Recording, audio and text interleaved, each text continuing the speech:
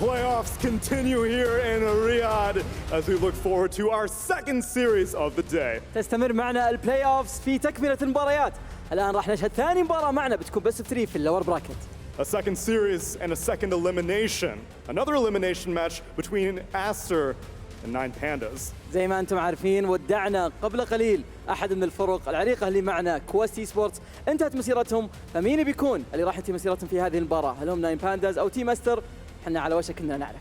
Now, despite the length of this tournament and the amount of games that we've played, specifically the amount of games that Pandas have played, which is 33 so far, these two have not faced off yet. In fact, the last time these two faced off on LAN, it was at Bali, where Pandas eliminated Aster. Yep, that's exactly what happened. لا تذكرون أو لا تنسون أعزائنا المشاهدين إنه في آخر مرة تقابلوا فيها هذا الفريقين ما كان في البطولة هذه ولا حتى تقابلوا في الجروب ستيج ولا في البلاينز ولا بأي مكان، فقط تقابلوا في البالي ميجر وانتهى فيهم المطاف إنهم خسروا بنتيجة 2-1، لكن وصلت الجيم الثالث. لكن المرة هذه واحد منهم راح يستمر معنا في البطولة، واحد منهم راح يوقف. 9Pandas دائما هم يقولون أنا ما عندنا مشكلة إننا نلعب أيام كثيرة، 33 مباراة مرة كثيرة صراحة. In Bali, it was one of the opening series of the lower bracket, though. Here, both these teams have shown quite a bit of growth over these past few, well, almost a week now. I mean, that's exactly what 9Pandas said. Last time we had Solo for the interview, he said that every time we play a match, we just power through it, we just get more momentum. فلا تنسون أيضاً إنهم ما عندهم مشكلة 9Pandas إنهم يلعبون مباريات كثيرة، بالعكس يقولون إحنا كل مرة نلعب إحنا مباراة كل مرة نتحسن أكثر وكل مرة نكون في وضع أفضل. إحنا على وشك إن نشهد كلامهم يصير في الواقع. Well, let's see if we can get ready for some revenge.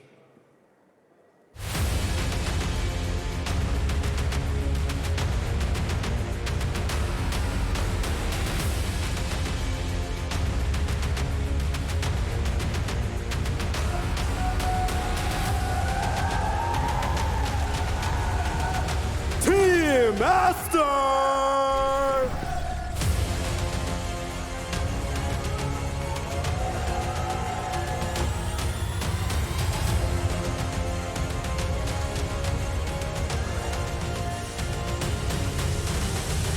Now it's the last Chinese team standing in this tournament, but I've got a sneaking suspicion that it's a Pakistani that this crowd is most excited to see. الكل مبسوط جدا بتواجد سمير في المسرح مع الفريق اللي يعتبر هو الفريق الأقوى في الريجن الصيني، ولا ننسى أيضا أنه هو الفريق الوحيد الآن اللي كل مجتمع الصين الآن معتمد عليه للحصول على الكأس. لكن خصمهم ما هو أي خصم، خصمهم الفريق اللي الكل يكره يلعب ضدهم. خلونا نعرفهم أكثر.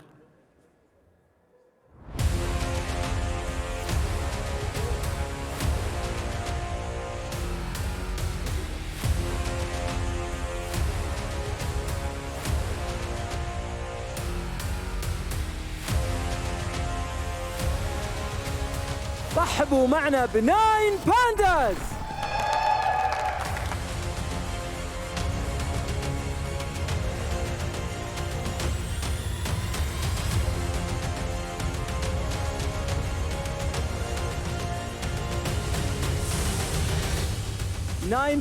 الفريق اللي إلى الآن هم معهم الركورد اللي لعبوا أكثر مباريات في رياض ماسترز 2023، 33 مباراة، وكل مرة يلعبون مباراة يكونون أقوى من المباراة اللي بعدها. لكن الشيء اللي نعرفه عنهم إنه الكل ما يحب يلعب ضدهم لأنهم فريق عندهم تشيزي جدا جدا الإسرات حقاتهم، والكل يتجنبهم قد ما يقدر.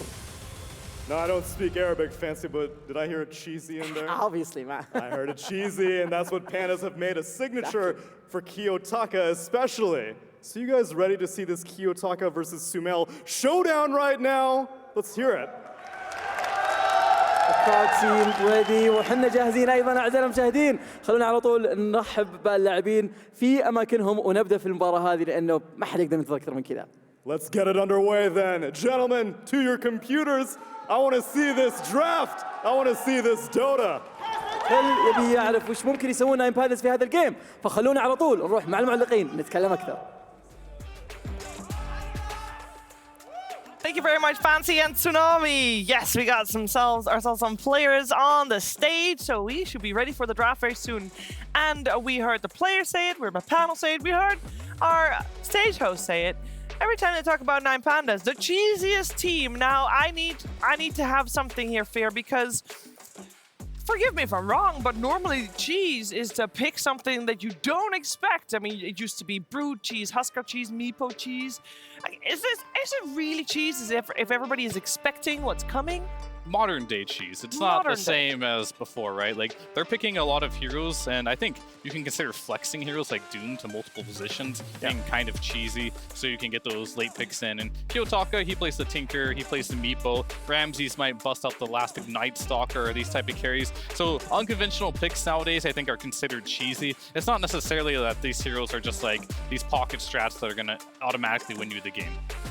It used to be like that, but unfortunately for 9Pandas, I guess, not the case anymore. All right, time to get into the nitty-gritty of things, because Dota is around the corner. And when we're talking about these teams, BSJ, is there any heroes in particular that you are keeping your eyes on, especially for the first phase, as the first phase bans and picks have been so different every series that we've witnessed? I'd specifically say Doom for 9Pandas. I think that's on Aster's radar. They flex it to 1, 3, and 4, so it pretty much tells you absolutely nothing about the draft, and that's the advantage that they have. And surprisingly, their highest win rate on it out of all the positions is position 4 with a 6-3 record on it. So I wonder if Aster, you sometimes want to just know thy enemy and give them what they're expecting, but I like the Doom ban. I think it just leaves too much up in the air for you to draft against. Broodmother, like, this hero needs to go. I don't think, after seeing what Team Liquid did with the Broodmother, I don't think anyone else feels comfortable playing into this hero unless you have like the first pick, so you're gonna leave it in the pool, so the other team kind of needs to spend one ban on it immediately.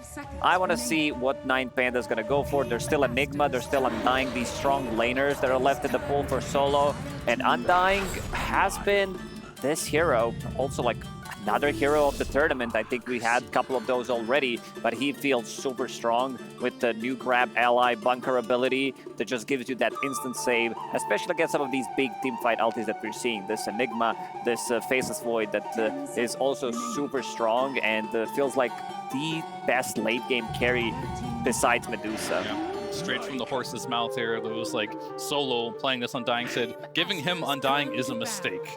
And he's just so good on this hero. We can definitely watch him buy probably 1 million blood grenades this game, go through the twin gates, get multiple kills. And of course for Team Aster, you got Kaka, pick him line. And this Darkseer has been something that they won their last series worth against EG. So they're rolling with the momentum. Didn't like play a ton of Darkseer, I guess, until this point, but since they won that series, they're gonna prioritize it even higher. And of course, we're gonna get a Lycan as well in the mix here. Yeah, really good against the Lycan. Darkseer doesn't do too much to him either. They gotta protect this Lycan with some good bans. There's still Bloodseeker left in the pool, which makes Lycan game very, very difficult. Naga Siren, of course, already banned out because in the laning stage, you don't put any pressure onto Naga Siren whatsoever.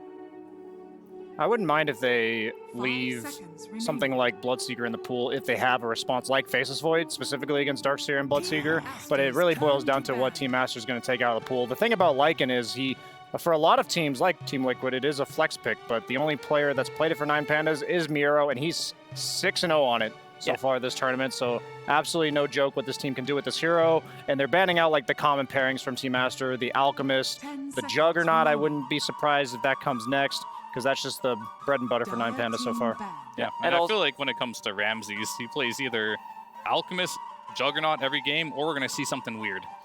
Those are kind of like the routes he likes to go there, which is exciting because he is a player that has tons of experience in the carry role, so he can play a multitude of carry heroes. And I would say the Lycan versus Darkseer as well, if there was a game to do it, they could potentially explore that option if they can exploit the last pick, the carry on Aster, if they show it a bit early.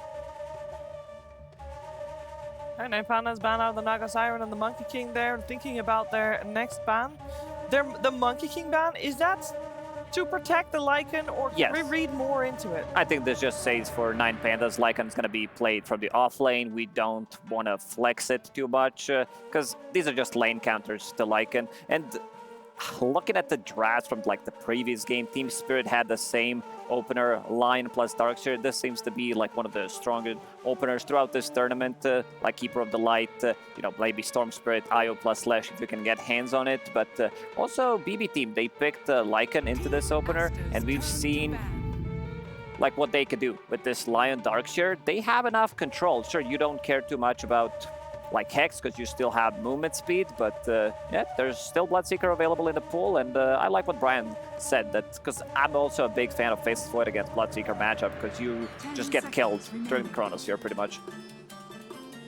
Yeah, and just a little more insight on the MK ban as well, is that they did run this exact opening on second pick against Evil Geniuses with the line, with the Darkseer. They also had a Monkey King. It's good for Saliken, and you're just kind of taking away some of that comfort from Aster there, so that definitely makes a lot of sense. Is there anything that they should think about? With the main heroes banned out for Ramses, the Alchemist and the Juggernaut, they still will end up banning the Bloodseeker that you both mentioned as well. But is there anything that we should be considering for Ramses that is maybe especially good to the Darkseer and the Lion? Because normally around this time you might see stuff banned like, I don't know, Enchantress, Oracle, things that remove the Iron Shell. I still think the Void's a worthy consideration because of the fact that even though it's not the best versus Lycan in game, it goes really well with everything else Aster is doing. And it's also one of Monet's most picked heroes. It's also pretty good against Medusa, which is like another option for them on the side of Aster to lane pair with this ET. So they haven't played it yet on 9Pandas, the Faceless Void, but I wouldn't be too surprised if Ramses were to whip it out. They already know the matchup, but we've also seen throughout Riyadh Masters, especially at the main event, that teams do prioritize carries until the last pick. So we see like 4 picks gone, like 4 carry picks gone in the last banning stage, and then you basically need to be creative. And this is where 9Pandas really shine, because they don't play these traditional carries on Ramses.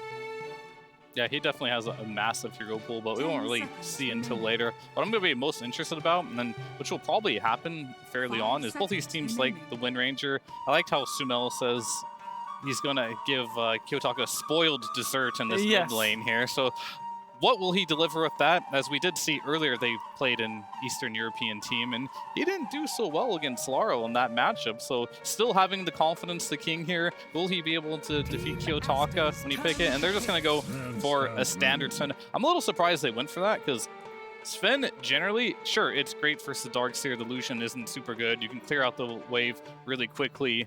So those are nice, and you get a free farm lane. However, he has some pretty bad lane matchups, and we talked about the Faceless Void potentially still being in the pool here. They got Chronosphere, they got Ion Shell for him. Not a matchup you really enjoy. Same with Templar Assassin. What about some good old TB?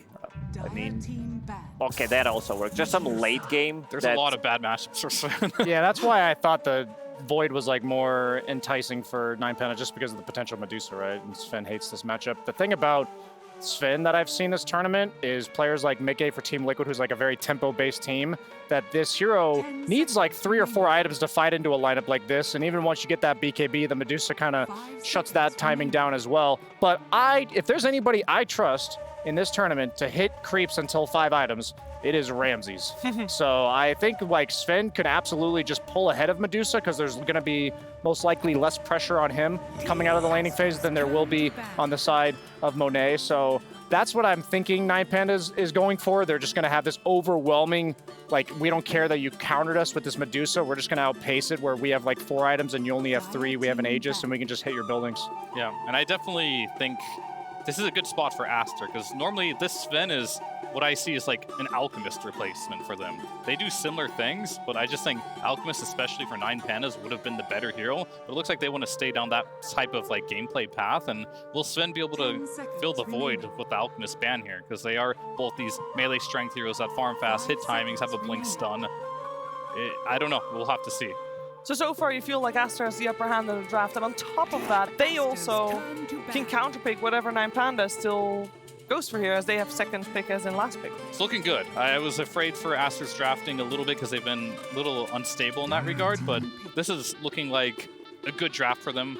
Of course, 9Pandas, they still need some way to most likely do some more damage to this Medusa, because I think right now their heroes aren't good enough to just kill Medusa. Tinker, I was thinking like I'm going through the list, and like this is looking spicy. It's looking good, because what I'm seeing right now is Storm is banned out. There is no Ember Spirit. These heroes outside of Aster, they're not really that good at catching Tinker, pre-blink on Dagger on Lion. But overall, Team Aster, like this is Medusa, ET, you know that your scaling is going to be good. I think this is why they picked Sven, because they need some extra armor, because ET Aura is going to remove it, Medusa relying heavily on physical damage, so Sven also not just playing for himself, but also playing for the team. Backline spellcaster, that's what we were thinking, right, with the Tinker, is like, you don't want to be the be-all, end-all carry on Sven in the sense that you're against the Medusa. So you want to be feeling good that you're in the middle of the fray, just drawing attention to yourself rather than feeling like you have to hit, like you have to itemize for damage, because you'll have plenty of it coming out from this Invoker. And it's also the spell mechanic. Some mana burn against Medusa, you remove everything from Darkseer, you deal well with the illusions. It's not like they had a problem because you have Sven Rubik. And also, just like you dispel ET in the late game as well, because that could be an issue. Like we've seen position 5 ETs if the game drags for 40 minutes, and we've seen a lot of long games in this tournament. So now they need to figure it out. We also seen a lot of Invoker at the start of the tournament. Entity kind of forced this pick a lot. Didn't work out too well for them, but I'm feeling this could be a good game. Like if this game goes on for like 35-40 minutes, they get the Nullifier on Lycan, they get Ags, Alacrity on Sven. Sven's gonna insta-delete heroes. Yep, and Sumel talked the talk, now he has to walk the walk, saying he gets the counter pick to Kiyotaka. Kiyotaka not playing a meta hero now. He had most of the heroes in the game to choose from, and we'll see if this puck can do the job. He does what the team needs from him. He does have that stun. He does allow Medusa to be the carry of the game. Whereas on 9Pandas, they're doing that thing where they kind of just have like 3 cores. They're going to scale a lot. They're going to out-farm you, and then they're probably going to try and out-team fight you. So I do like the approach that Aster at least made a very simple game plan for themselves. Yeah. I like what 9Pandas drafted for themselves. They're the second best teams at stacking at this tournament, and they have Sven. So you know that your Sven's going to hit slightly earlier timing than Medusa. And so far throughout Riyadh Masters, I've seen 9Pandas just hitting that earlier timing and managing to get the advantage. Brian, final thoughts on the draft? I'd say this is exactly what 9Pandas wanted out of the draft, and I really hope they watch their own replays like we saw, that they just don't overextend into this Darkseer Medusa, and I think they're good to go. I think we might see an Armel-level puck performance from Sumel where he's like 8-0 and he still loses. Oh. All right, but you do think he'll win the I mid think lane? he'll do well in the game, but I think they can just ignore him, and that's the best way to deal with him. All right, what did you want to say, Fierce? I mean, it's Team Aster now. I think their draft is good. This is about as good as it can get, so I'll give them the benefit of the doubt for game 1. They're going to get it together, and they're going to take this one. They're going to take this one. We'll have to wait and see how everything will play out itself in the game. Before we head to that game, though, we're first heading over to Jenkins, who's standing by with the coach of Aster. It's Mad. Hey, Mad. Hi. You guys first phase picked Lion. This hero's getting into the first phase in a lot of games. What's up with this hero? Why is it so good? Kaka's line so good. Yeah, it's good with Darkseer too. Okay. And Invoker, they picked that hero. People kind of think it's a bit of a dog hero, not so good. Yeah, what do you think? I just said like right there, it's a dog hero. You literally said it's a dog hero? Yeah. Okay, well, let's see if 9Pandas can win with this dog hero with our 2 dog casters, Sunsfan and Kezu. Thank you very much. Yeah, this is going to be an interesting one, Mr. Kezu. Aster versus 9Pandas in a best of 3 lower bracket elimination series. Oh, easy reward. Yep, that's right. We see an Invoker who we have not, I was actually surprised has been picked 7 times in this tournament. What's that all about? That was all Entity. Apparently. As they do have Stormstormer, one of the most renowned Invoker players in the tournament. Yeah. Didn't work out for them as well, but Kiyotaka, he's been known for his Invoker, and I feel like, honestly, this is a pretty damn good Invoker game. Is it now? Yes. He should lane well against the puck. Okay. Let's hold. We have Wolves. We're being hit. But no, like, his lane is pretty good. You should be out CSing the puck over there. Then I assume he will play with Exort. And later in the game, you're very annoying for both Medusa and Darkseer in the team fights. You have Tornadoes, you've got the EMP, the Death Blast, also against the Illusions. And just a lot of this mid-game tempo. This is just a very nice and usual draft for 9Pandas, where their mid-game is going to be explosive. Okay, all right. Looking forward to seeing it. I mean, it's been a while since I've cast an Invoker. He already has Exort, so I assume this is not a Quaswex, despite That is correct. Despite the EMP being important. It will be important in fights later. So later in the game. So you go Exort, you get the Force Spirits against the Puck. Like, Puck over all these patches. Like, Invoker level 1 doesn't have the most damage, but already now he has more damage, more armor than the Puck. So Kiyotaka should be fine there, and you also have Ramses who can set up the stun with the Blood Grenade slow for the Sunstrike. That's right. Always the synergy there with the Blood Grenade. And yeah, like you said, Ramses playing the Sven. This is a hero that... Alright, I'm 1 for 1 so far. Okay. We mentioned 2 heroes looking extremely underwhelming. Zai ends up winning the game in On the Brood? legendary status on Yeah. Brood. And then what was the other hero yesterday? It flopped. Was it Sven? No. Maybe I'm just repeating myself. I think here. it That's was very Sven. possible. Yeah. But I mean, it makes sense from the Warcry aspect versus the Elder Titan. But how does the hero fit in towards the later stages of the game? He honestly might have trouble if the game does get very late. But I think what 9Pandas always play for is just they have this offlaner who can get in and multiple heroes who just get into the fight. The wolf form, Ramses will jump in, and he has all these auras, right? Lycan auras, who's going to build all of those for him, and also the Alacrity later from Kiyotaka. So that's where 9Pandas will really look to take the game forward in the mid game. Okay. And Monet is going to be playing the Medusa, which we've been seeing quite a bit.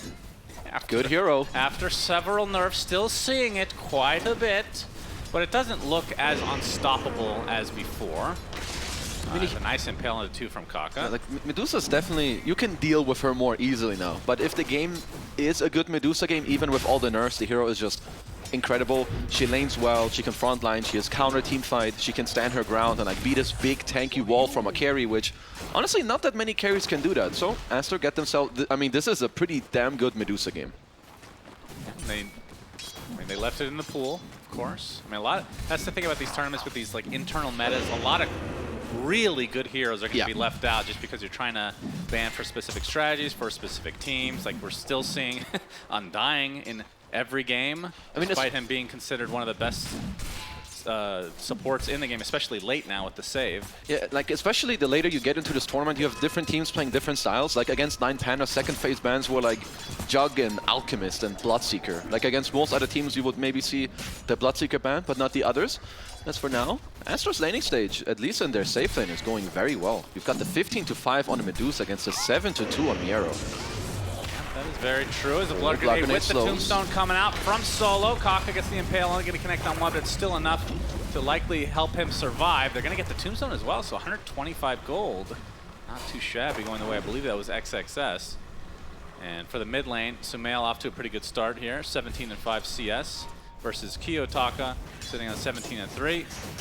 So effectively a wash. Like when you're playing the Exort Invoker against a Puck, how does this typically play out?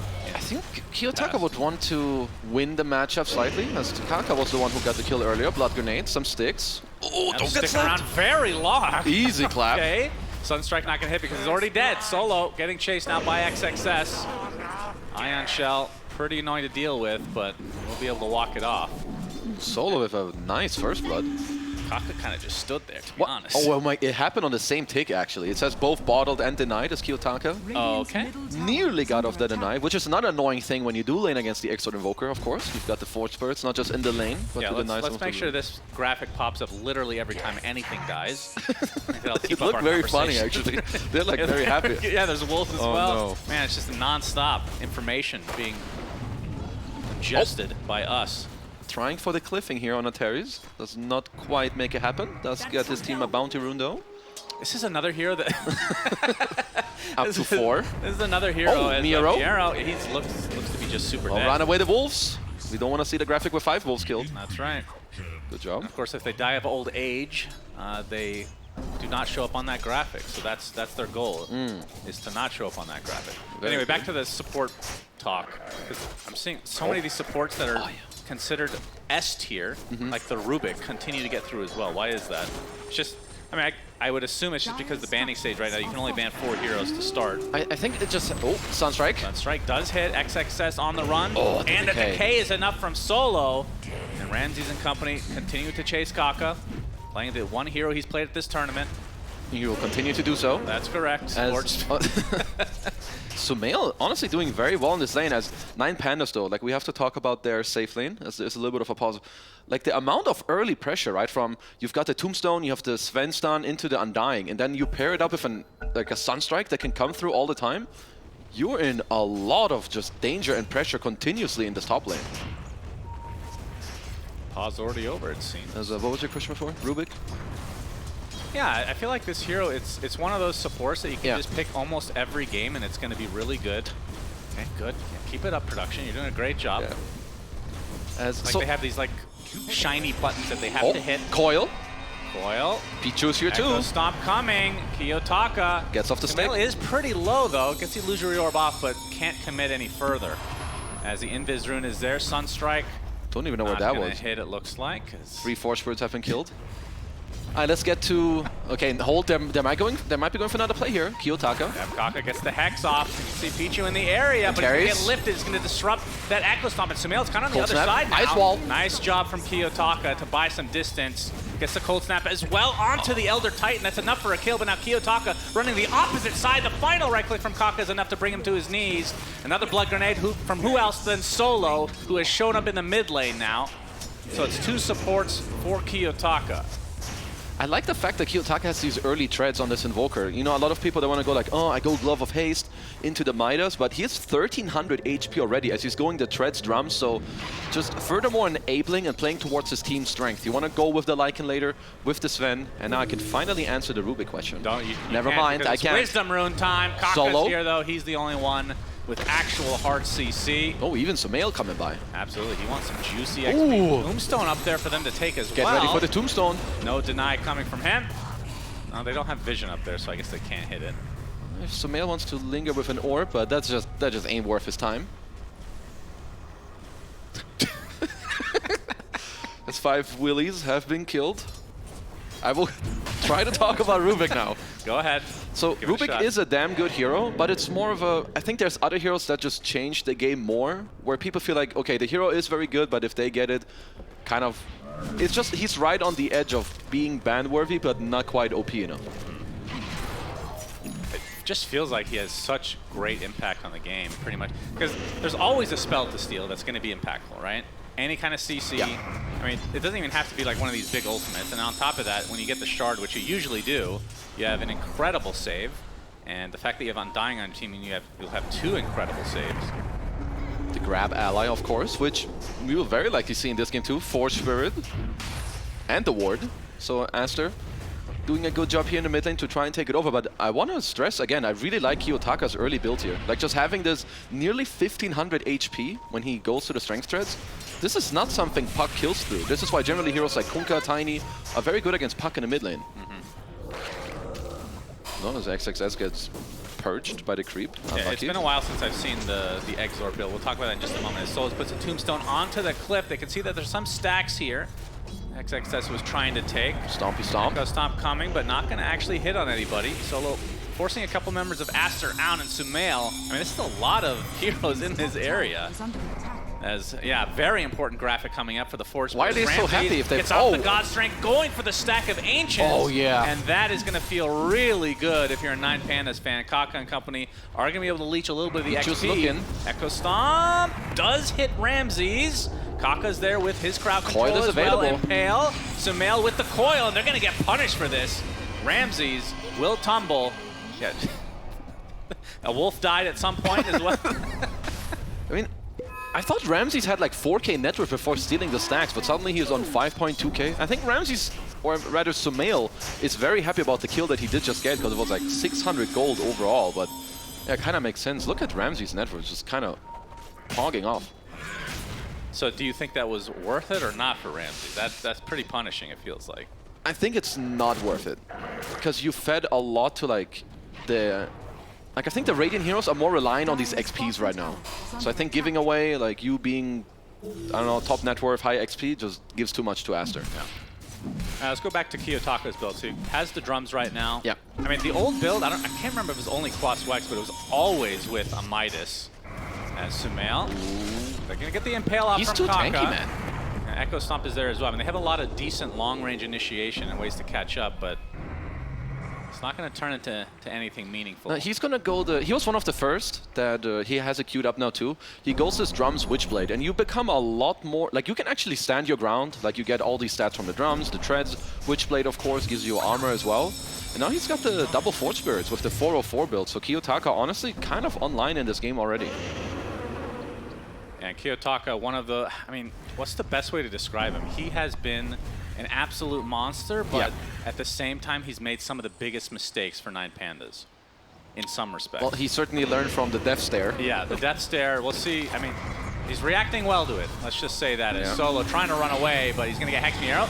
Gets off his shapeshift. Looks like Solo will likely drop here. No, he actually stays alive. Gets up Tombstone as well as Pichu. He's the first to fall in this engagement. Now Sumail on the run. Illusory Orb out to the other side of the trees, but continuing to get chased. Do they have the lift from Anteri? He's trying to get to the other side now. Stolen Silence. Yep, he has the Waning Rift at his disposal. Another Illusory Orb. Sunstrike is not going to hit, but they might still have the damage. Indeed they do, as Miero, very confident in chasing Monet, but will finally back away now that he is in human form, and likely the tier 1 tower to follow now. I mean, Aster are not ready to fight back into these heroes right now. Maybe once XXS gets like this Crimson Guard, which early on will mitigate a lot of 9Pandas damage, but until then, this is one of Medusa's like weakest timings of the game. Like being ran over, he's a split shot and a Mystic Snake against summons, so you don't do anything there. So if 9Pandas run at you right now, they don't have the answer. And now 3K lead for 9Pandas.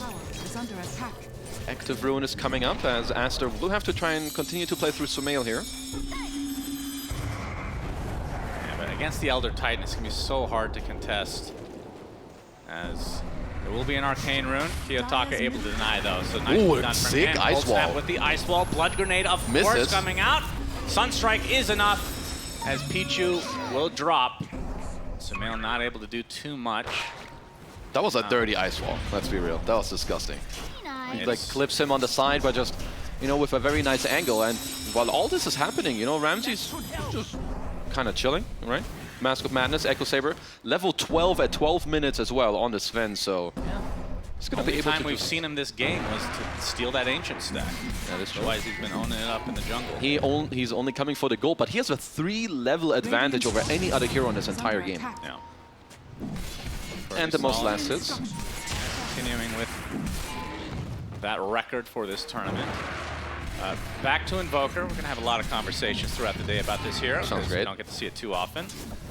Why is it not picked? What's the biggest weakness right now? Like, I remember it was nerfed in something was changed with his shard, I think, right? The meteors or something like that. We're going to hold that thought again. Ramses gets the God Strength with the Storm Bolt. XXS gets off a nice wall to slow. And that might be enough for him to get away.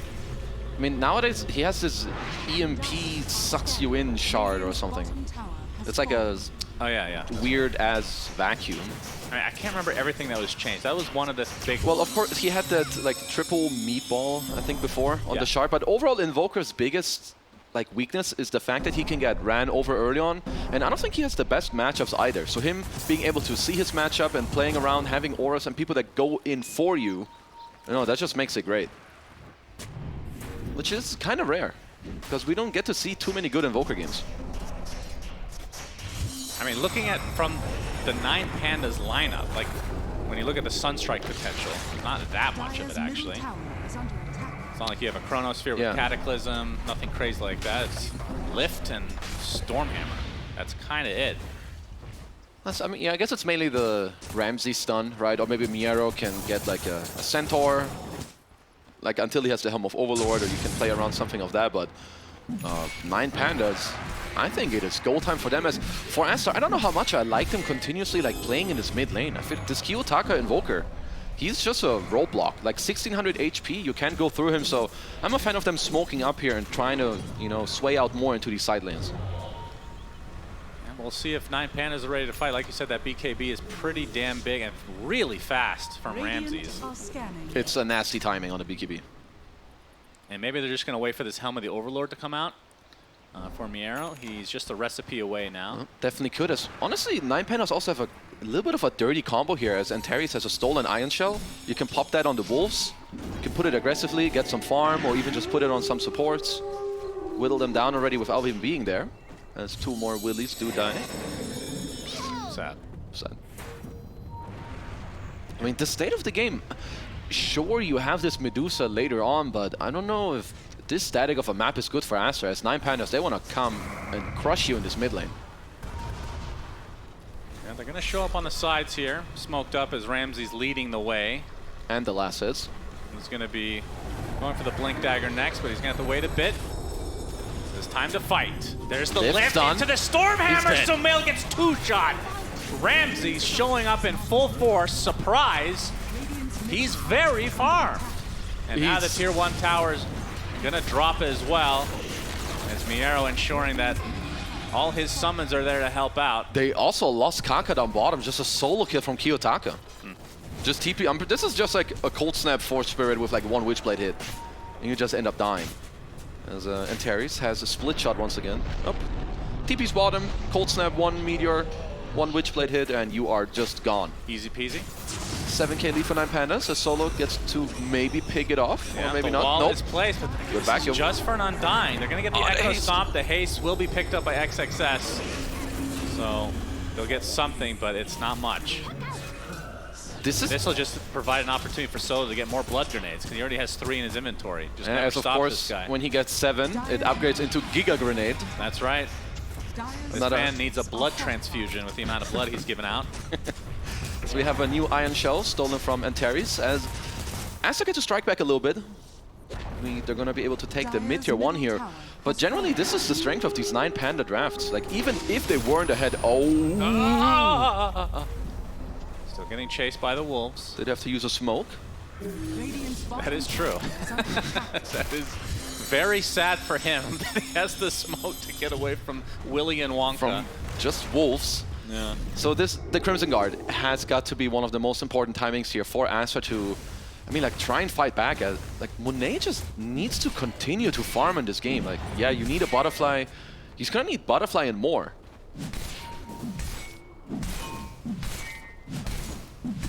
And Ramses will be remaking his Echo Saber. And then after that, you're expecting like a Daedalus type item, maybe Silver Edge, something like that.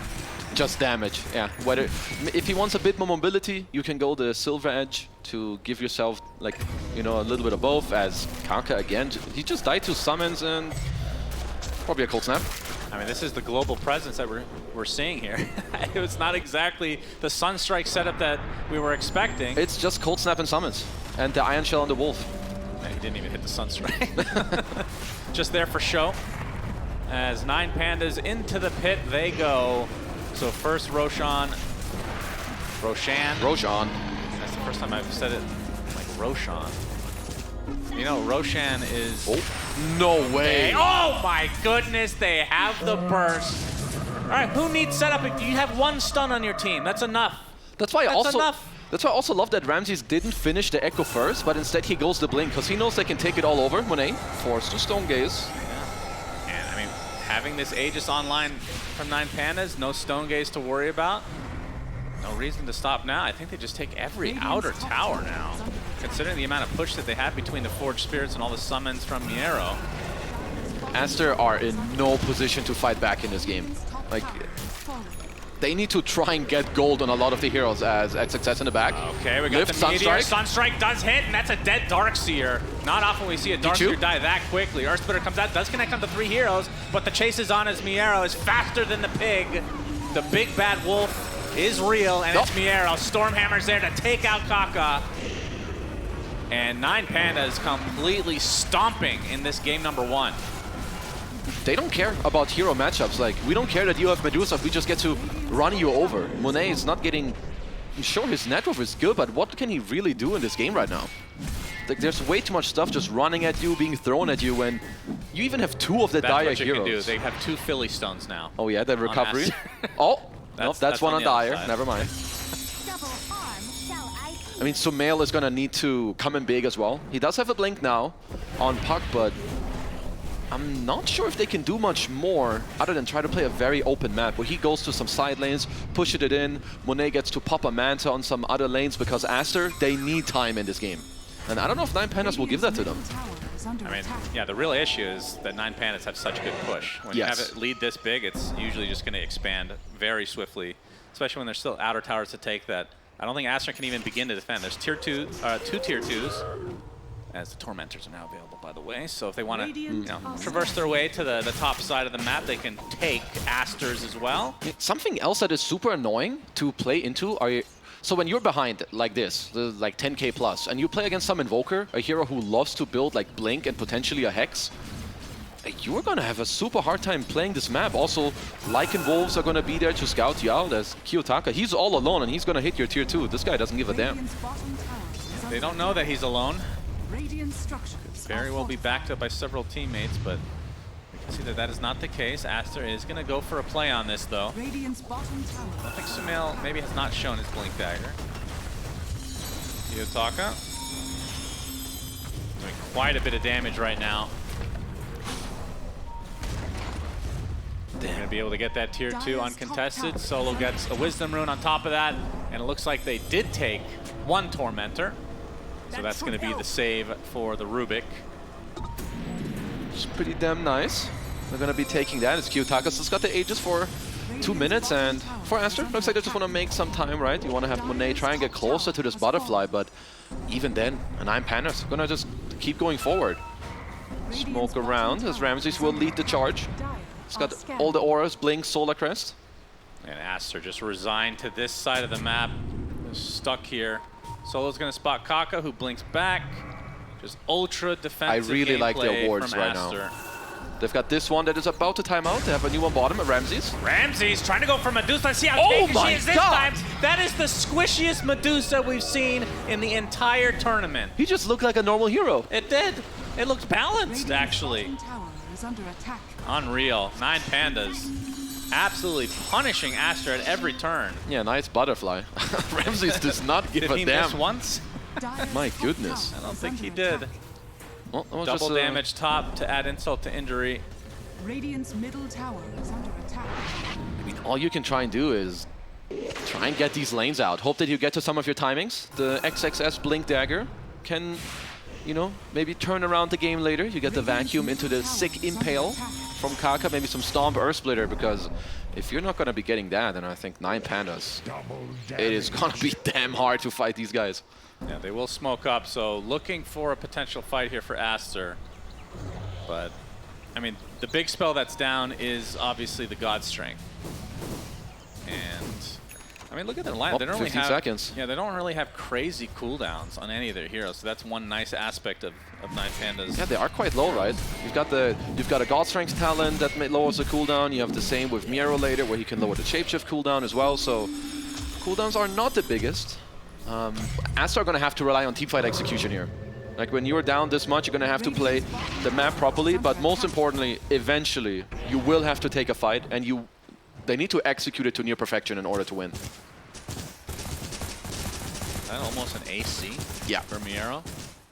Okay, so... That's another thing with these problems, like playing Medusa into Lycan. Sure, maybe eventually you get to stand your ground, but Lycan speeds up the game. He builds all these auras, he kicks you out of the lane, and he builds like a lot of AoE armor for his team.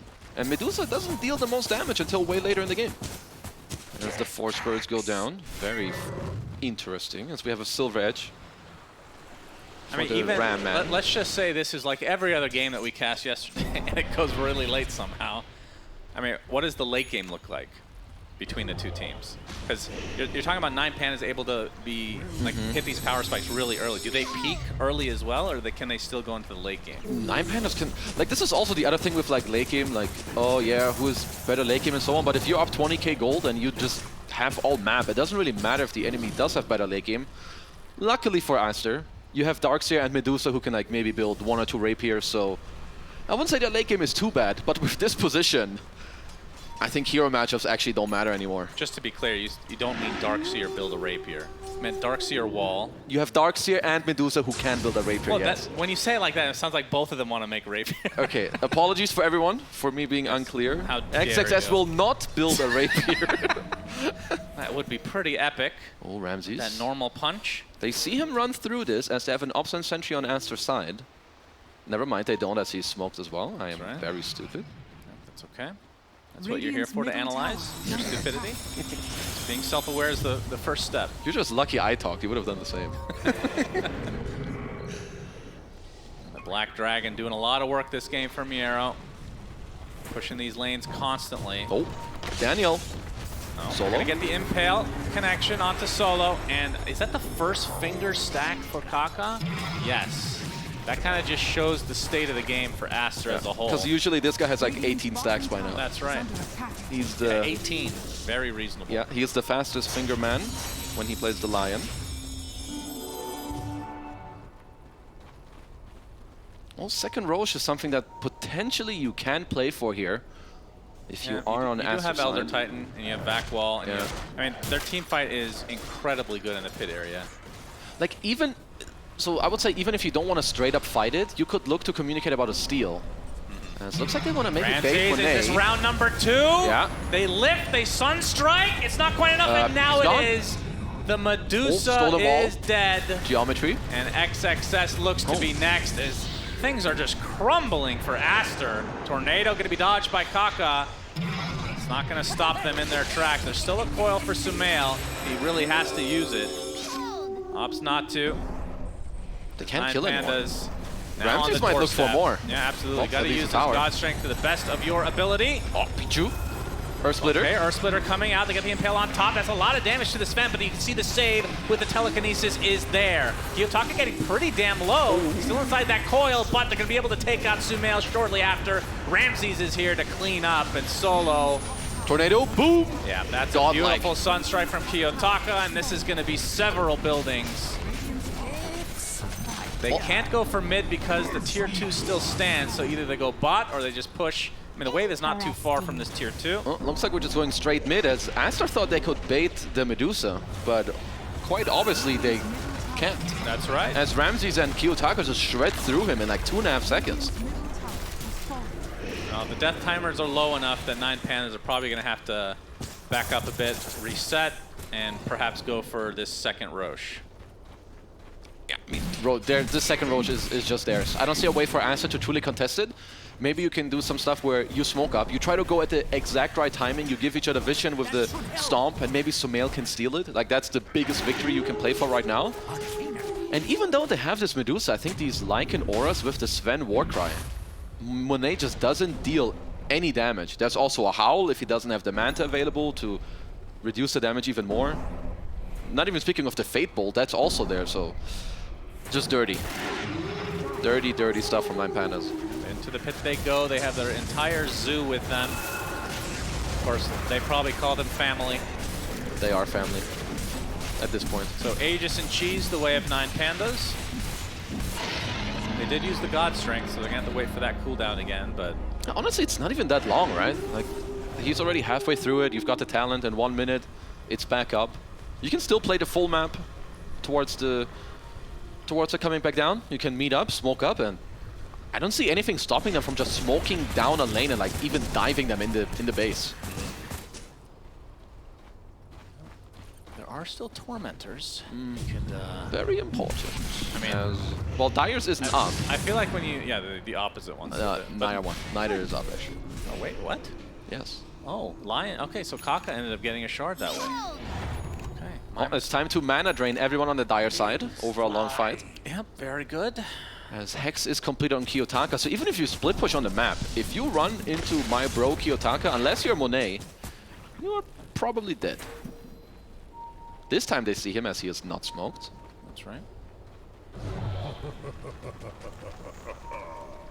Yeah, you can kind of, I mean, look at the difference between the shards for the supports and how impactful they could be. Yeah. Like we have Grab Alley that we already talked about. Doesn't have that yet, and then the telekinesis save, insane. And then, I mean, Lions is pretty good, especially against illusions, which there are none of, so it's kind of eh. And then the ET... It's actually, it's not good. Especially when you have no farm, you just go in and you die usually. Like, the ET Shard can be cool in some lineups where maybe you have some Enigma, Faceless Void, and then you just stomp inside so that the enemy carriers like lose all their armor, but in this case, you're just going in to feed. Well, the Zoo's coming to the doorsteps again as Kiyotaka Kiyotaka jumps in really deep, going for the kill onto Kaka, gets off his BKB, deafening blast is enough to put him in the grave. And now the focus from Ramses and company, he's a wolf! Hitting Monet completely out of mana. Tornado keeps 2 in the place. That is a dead Medusa. Along with XXS, they get a coil off, but 0 follow-up, and this should be just GG. And yeah, Monet will call it an absolute stomp for 9Pandas as they are looking. I mean, in their series the other day that we cast, even though they lost, they looked really good. No, this team is incredible, and they played these drafts really well. When you play against 9Pandas, I think after the next draft, you need a lineup that can fight back into this 9Panda train. Like every single time I cast them 15 to 20 minutes, these guys, they're just going to go on you. They're going to run at you. They're going to jump you with 2, 3, 4 heroes. They've got all the auras, their timings. And if you're not ready, they're going to take your whole map and just continue to bleed you out on the game. Kiyotaka ends the game 11-1-9. Had a very good performance, but I feel like Miero on the... I don't even know who I would pick for MVP. Everybody played so well. Solo for buying 20 blood grenades. If you're going to give up that much blood, should give him the MVP. But Ramses, I mean, we saw how fast he farmed. That was the best farming performance so far in this tournament, and he just showed up with enough to two-shot Medusa, apparently. So with that, let's go to the panel so they can break down this game one. Breakdown game one. I'm joined by BSJ, by Lacoste, by Fear. This was, well, this was not that pretty. Not that pretty. It was pretty for 9Pandas. Actually, let's go with that. It was gorgeous for 9Pandas. They crushed it. They were able to set such a high tempo. Aster did not have anywhere to go. And Fear, this was something that we thought might be an option, but you had hopes that Aster had a way to not have this happen. Yeah, I had to go with it. You know, I did favor 9Pandas going to this because they just look so good right now. And unfortunately for Aster, they've looked a little shaky. Their draft had some potential. It could have worked. However, I was questioning, can the Sven replace the Ramses Alchemist? And the answer is yes, absolutely it can. It did exactly everything that Ramses Alchemist does a game. Wins the lane, gets super farmed, blinks and stuns some hero, enables Kiyotaka to play whatever he wants. Him being that stun is super important. I think teams are going to start catching on to this as well. Like, this Alchemist, why is it so good for Ramses? Is it just that greedy carry for him? I don't think so. I think it enables a lot of the heroes that Kiyotaka does want to play because he does buy a blink, he does buy BKB, and he has a stun. Yeah, I mean, they picked up this Invoker as their last pick, and one thing I like particularly about it is the itemization, especially early on, because Aster, they lack damage to kill Kiyotaka so many times. It was like Circlet, Power Treads, going into drums, Fairy Fire, Blood Grenade for his Cold Snap, and also a little bit extra tank ability in the lane. Just the itemization-wise, I think it's what allowed him to snowball, and also having a bit of a global presence. Sure, you have lift, you have a stun coming out from Sven. Looked really, really good, and we mentioned it, they're really good at stacking, and 9Pandas playing Alchemist, playing Sven, these heroes, they really know how to utilize these stacks, and one of the reasons why he broke some of the records throughout this game. Yeah, I don't think the whole turtle strat's the way to go against 9Pandas. Like, they've proven time and time again, they take the lanes, and they're not gonna like do anything other than just hit creeps for like 5-10 minutes each, and then they're going to show up on your side of the map with these crazy timings. You know, the BKB on Sven, we see the Blink Hex on Invoker later. Like, they're just waiting for these big items to come out, and unless you're forcing them to play around Roche or something to stop you because you have a TA, you know, in that case, like, they have no Roche threat on the side of Aster. They don't have any split pushing threat. Nobody's killing buildings, so 9Pandas got to play their game pretty much the whole way through. Aster looked good versus EG. I was wondering if we're going to get that Aster or this Aster. In the end, it was the second one. Disaster. I mean, speaking of disasters, I want to take a look at our STC play analysis. It was quite a disaster on the side of Aster. We went for a play that, I mean, wasn't necessarily super flashy, but you can see here, it was so early on in the game. Fear, this was the game. This is definitely it right here, because I really like how the Sven and this one, he's joining the fight really early, gets the symbols of Echo Saber, gets the BKB.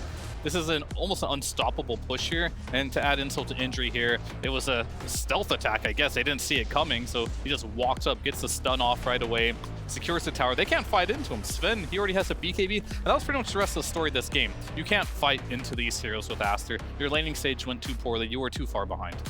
It's I mean, it's kind of sad, but I do want to go to that mid lane for a little bit, because it was the overall last pick for the mid lane, Puck versus Invoker. Okay, so we saw that it was even, but it wasn't even because you got Sunstrikes coming down on all lanes from Kiyotaka. So how was this matchup, Brian? How was it supposed to go? I think it was supposed to go about even, to be honest. I don't think there's really anything that super hard counters Invoker there with like the lack of pressure that's going to come from the supports are largely due to the fact that the Sven and Undying are constantly diving top, so Kaga has other things that are preoccupying him most of the time, and Also, Medusa, like, she's not creating any pressure on Lycan, so once again, 9Pandas feels totally comfortable dedicating any and all resources they need to the mid lane. I don't think there's too much Sumail could do there. I really do think it's like this conceptual idea of Darkseer Medusa is like a turtling, fight into us kind of strat, and 9Pandas is just not going to let you do that. And I also really enjoyed the fact that they banned the TA, they banned some other heroes that Sumail could maybe punish this Invoker with, so he didn't really have the biggest pull. And of course, he has like Medusa on his team, so he can't be too greedy either. Maybe he wanted to crush mid lane this game, but maybe not in a position to do so, or maybe Kiyotaka is just too good. Yeah, it was a lot on shoulders, on Kaka's shoulders, to be able to move around the map and get stuff done, but never seen it happen because he's playing into Forge Spirit, he's playing into Tombstones, he's playing into Wolf Summon, so he's constantly being scouted. So many times, like one cold snap, you'll see like him using smoke to get away, to not die to wolves, to not die to summons. Like Sunstrike, easy setup in the fights later on. He gets deleted 1 or 2 attacks from Sven and he's gone instantly, especially once Sven picks up the Bleeding Dagger. I just want to give a quick shout out to Antares with the stolen Ion Shells and placing them on the wolves. That's like the support's worst freaking nightmare, and if there's a wolf that's killing you with an Ion Shell, that also sums up the game for me. Yeah, I mean, we're talking a lot about heroes here, but I want to rewind even further. I think the biggest mistake of this game was giving Solo Undying right at the draft stage. He's too good on this hero. He got first blood with a first pick hero. If you go back in BB team, they ban this every game. Maybe follow in their footsteps. I mean, if we talking heroes, if we talking draft, if we talking openers, you got an Undying and a Lycan on one side, and we saw that did, and then the Lion Darkseer lane, it really, Brian, it really didn't deliver. Yeah, I feel like Undying plus anything will beat that lane, and that's something that I think is fine if you plan to abuse the Lycan in some way, giving him a similarly nightmarish game.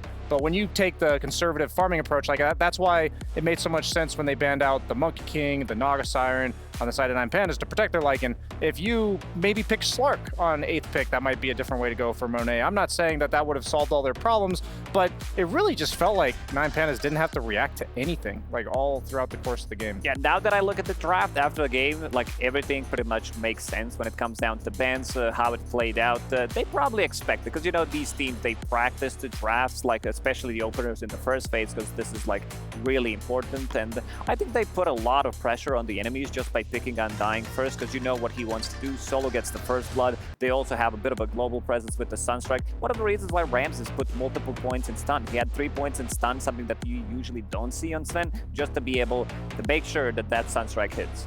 Yeah, it was a great game from 9Pandas. And of course, Aster has a lot of lessons to learn from that game 1, and we'll see them hopefully implemented in the second game. But lessons learned, not just for Team Aster potentially, but I wonder what lessons the audience has learned, and if we can, you know, put them to the test. Hello, ladies and gentlemen. I'm here with these guys. Hi. How you doing, gentlemen? We okay. So cool. So happy. Amazing feeling. We're going to play a game, okay? That could have been one of the questions. We're going to play a game of guess which team these guys are supporting out of these two that we just watched. So really, tell me, how you doing right now? I'm doing great and more than amazing, actually. I'm feeling so nice. Okay, so that's answer number 1. Yeah. Who is your favorite mid laner in the world? In the world? Miracle, without a doubt. Who's your favorite mid laner in China? I would say currently or overall? Overall. Overall? Including Sumail. Sumail, of course. No, you told me in China. Nothing to say. I wanted to say nothing to say, but you said then Sumail. So yeah, Sumail. Okay, this makes sense. Very good game show going on here, guys. If you had to say something to motivate the losing team of this year's Team Aster, what would you say to them? You can do it, Sumail. They're the king. You are the king, Sumail. He's the king or the emperor. You know, doesn't matter. Whichever one is good. I'm hearing BSJ in my ear. I don't want to hear that. And back to you, BSJ. Thank you, Jenkins. Yeah, lessons learned. I think that was, I mean, eventually pretty obvious. Favorite mid laner, Miracle. I think that a lot of people will have that, but Sumail there in the end, I mean, he's the one that has a lot of pressure on him in the upcoming game, because he definitely said, I mean, I got something planned for you, Kiyotaka, and we did not really see that in action. Going forward to game number 2, Do you feel, Lacoste, that this was just, you know, a game where, you know, a warm-up game, they can do it, or do you just feel like Aster was outclassed? You know, I said 85-15 before the series You did. started. I was also trying to, you know, keep it more competitive. In my head, it's even more. I just feel like the style that Aster is playing doesn't do well against what 9Pandas bring to the table because they come online so quickly. Like, you'll see them finishing the games, especially like with 1-2 item timing on Ramses, because he does to play these like carries that show up early on. Like, you'll see Night Stalker popping up, you'll see Alchemist, you'll see Nature's Prophet, a lot of these weird heroes that he does play, and that's why they're called cheesy. Not because of, you know, they bang out Nepo, they do from time to time, but it's all about these weird heroes that they tend to play, which are non-meta. Yeah, and I think Aster right now, like, they've stabilized their draft. They're going for the whole aspect of let's pick a lot of team-a-fight. We'll have a strong mid-game, late-game timing, but unfortunately, they ran into the wrong team. They played to a team that doesn't really care so much about those mid-late game timings. They care more about like the early game timings and then just playing way faster than you. And I think if you're playing team fight lineups, you might struggle a bit against that. Yeah, we'll find out if Aster can strike back. Force out a third game to this best-of-3 elimination series, by the way. But of course, for that, we have to wait a little bit. So we're going to go to a break. But when we're back, it's time for more Dota 2 here at Riyadh Masters.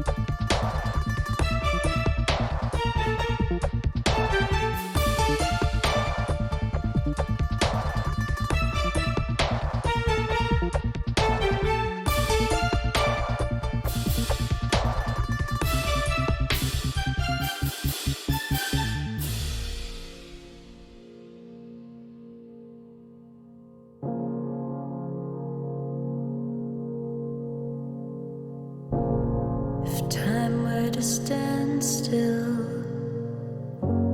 if I had a say, where I'd run to, where I would lay.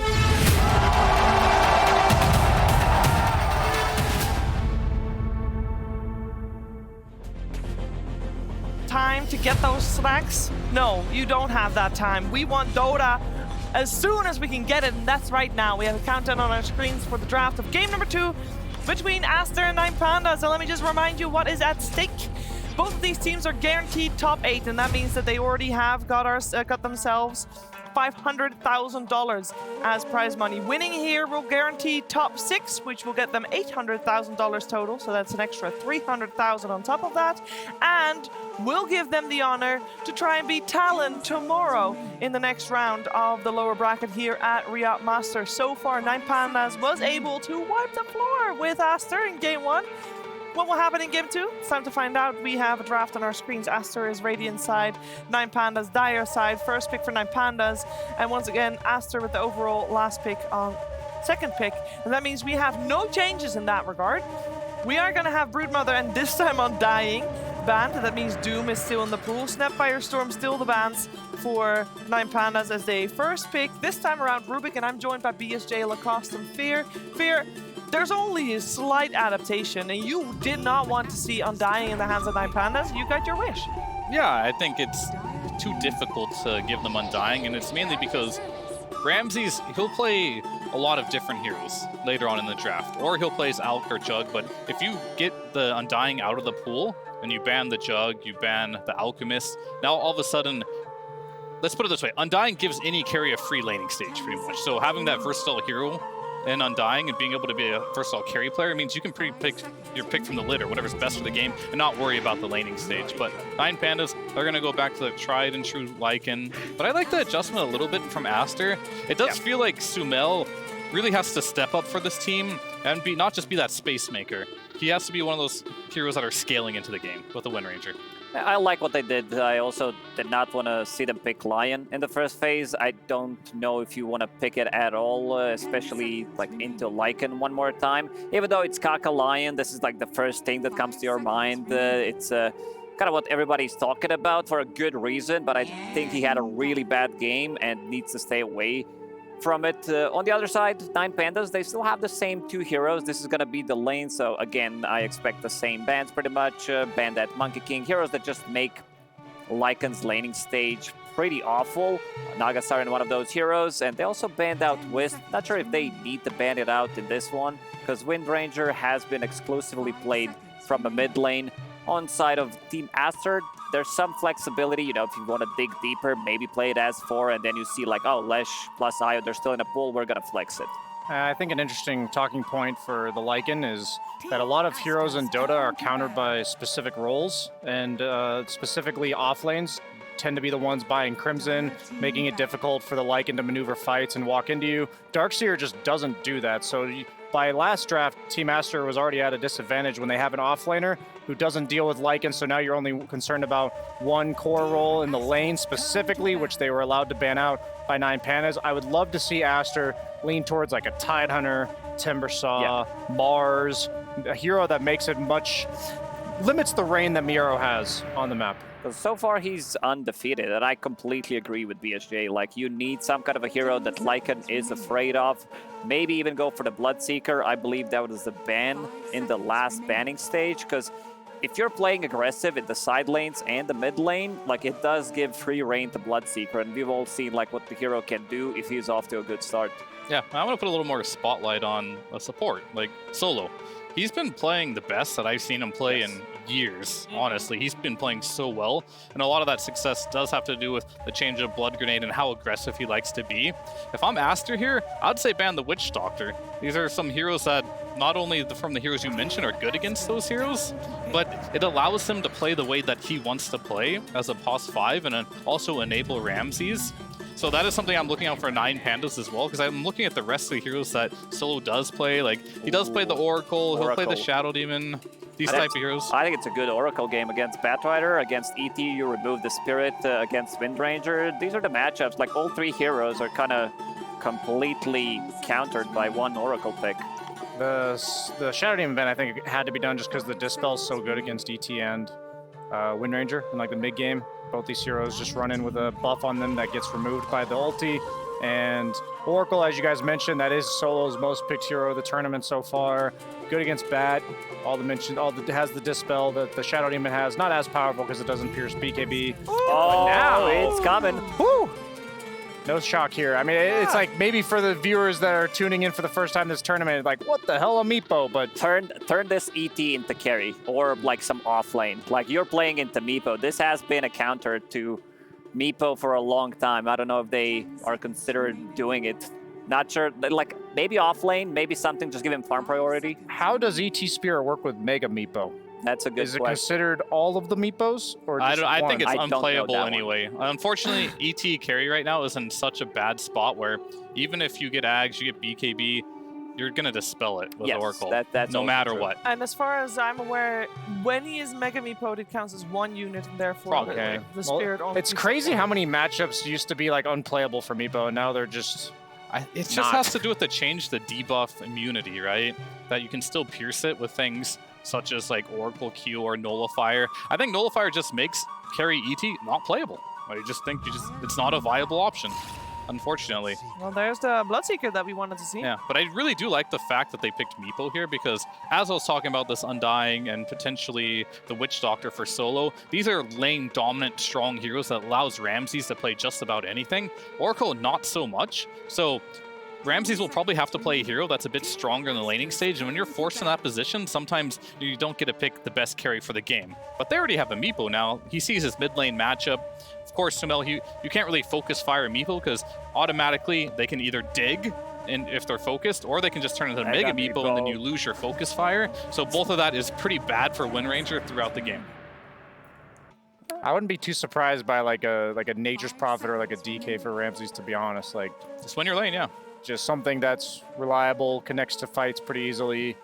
Ramps Got 2 up its carries timing. already, right? Yeah, ramps up its timing. Just more of like a utility hero. Maybe they'll even go for the Night Stalker that Lacoste loves, but it's not the best versus Bloodseeker. Yeah, not here. Maybe a bit of a different game that he needs to be in. But yeah, I like that whenever they pick Meepo, there's always so many other problems that they throw at people. You have like good scaling off lane, which is going to be like it in this game. What if you bite Mega Meepo? And then disassemble into 4 wolves the pack. And then you have 9 pandas and 4 That's wolves. worth testing. That is worth testing. And then they rename themselves the 9 pandas, 5 wolves. The 9 to 5s. Yeah. I mean, I can't wait to see the what is it, like zillion, trillion HP wolf running around. I'm sure that would be a sight to behold for sure. It might be the next thing. Like we've seen last TI, or was it the pre-TI 10, where it was Tiny plus Lycan. Yeah, that was the combo. I want to see like the Meepos all turn into wolves and then Meepo fling them. That's what I'm looking forward to. Just a flinging wolf. I mean, to be honest, it would fit the MO of 9Pandas. I mean, when they came third at the Berlin Major, this was a team that was always a step ahead of the packs. That was, of course, the major that happened right after a new patch. And it was 9Pandas that was able to fully make use of everybody's, I don't know, slow adaptations versus them. So maybe this is them being ahead of the curve once more. Who knows? What about like a Luna? Like, doesn't that work on the Meepos? The aura? During nighttime, imagine Lycan, Meepo, how much damage it is. I mean, it's fine. I mean, they have so many options. They have so many combos available. And this is what I liked about 9Pandas' drafting style. For sure, and it really depends on what they want. Are they reliant on needing a blink stun, or could they just pick a Medusa or something here that's good for the game potentially? Or do they want the tempo? Keeping it flex. Yeah, I really think that Ramses will probably play the Doom most likely, just because when he has these like greedy type carries, he's really reaching for heroes like the Sven or the Alchemist that have this blink, and Doom can do something similar for them. Just get really farmed, and then when you hit that mid-game timing, you can't be AFK on all 3 cores. You have to be able to join the fights, and Ramses has really taken it upon himself to pick a strong laner, but also a hero that can do the job that they're kind of missing in their lineup right now, which is someone that buys a Blink Dagger and can initiate if they need to. Give him the Timber Saw, man. Yeah. This is your time to shine. There it is. Because it also takes away Doom target to what I was thinking from Monet. Even Samael, like if you give free reign to Timber Saw, it's a good Timber game. Like, sure, sometimes it can go both ways, especially early on. Kiyotaka on the Meepo, he builds into Road of Athos, which is a setup for his net, so sometimes Timber does struggle against it. But again, I'm liking what I'm seeing from 9Pandas. It's looking really good. I do want to just straight up ask, is this game going to be at least a little bit more close? I think so. I think this draft is about the best chance I could imagine Aster having against 9Pandas. So I'm going to go out on a limb and say Aster's going to take this one. XSS, Timbersaw, carrying Why the is game. this such a good Timbersaw game? It's just they can't really afford to focus him unless he's doomed. And then if he's doomed, I think that's going to allow Bloodseeker and Wind Ranger to choose their targets nicely. And I just think they have a way to start fights. They have a way to force objectives with the Wind Ranger. And overall, Timbersaw is going to be a nuisance in terms of pressure on the map. So better formula there. All right, fair. I'm going to have to go 9Pandas. I put all my faith in Aster last game, so I said that was the best draft that they could have. But maybe they can do better this time. I just feel like this Timber is the only real threat right now. He's just going to get doomed in the face every fight. And I think Meepo is pretty good versus Timber, actually, with the constant nets and then be able to lifesteal back some of that damage he's doing. So this is maybe Well, I mean, the cheese is well placed. The Meepo is gonna crush it. Definitely is, yes. Oh dear, oh dear. Well, hold on to your seats. Let's find out if Aster can force out a third game to this series, or if 9Pandas is gonna have another 2-0 here in the lower bracket of Riyadh Masters. We're heading over to our commentary duo. It's none other than Sunsfan and Kezu. Thank you, Shiver. Game number 2, Aster versus 9Pandas, and this is one thing I'll say about Aster. Okay, let's hear Although it. this is not a compliment, actually, so maybe I Do shouldn't you want to say it? No, they just have kind of predictable drafts to some point. I mean, for once, they don't have Lion, I guess, but it feels like they're picking very meta heroes. They don't really go outside the box too much. Whereas 9Pandas, they just pick whatever the hell they want. They have position 1 Doom, for God's sake. They have their own meta. They don't give a damn what the meta is. That's why I really enjoy casting them. Yeah. I'm hoping that Aster can put up a better fight, though, because that game was not remotely close. I do think they will do better than game 1 for sure. I do like when Shiva asked Fear and he just paused for like 2 seconds. And instead of giving a reason, he just said he liked 9Pandas more. That's right. I think that is fairly accurate, but I do think that Aster, this time around, have a better chance. And I did test the Wolf Bite with the Mega Meepo interaction. We will not see 4/5 wolves. Very sad. It is only the Meepo on the ground who gets bit by the Wolfman. Right, but you're the one critting, right?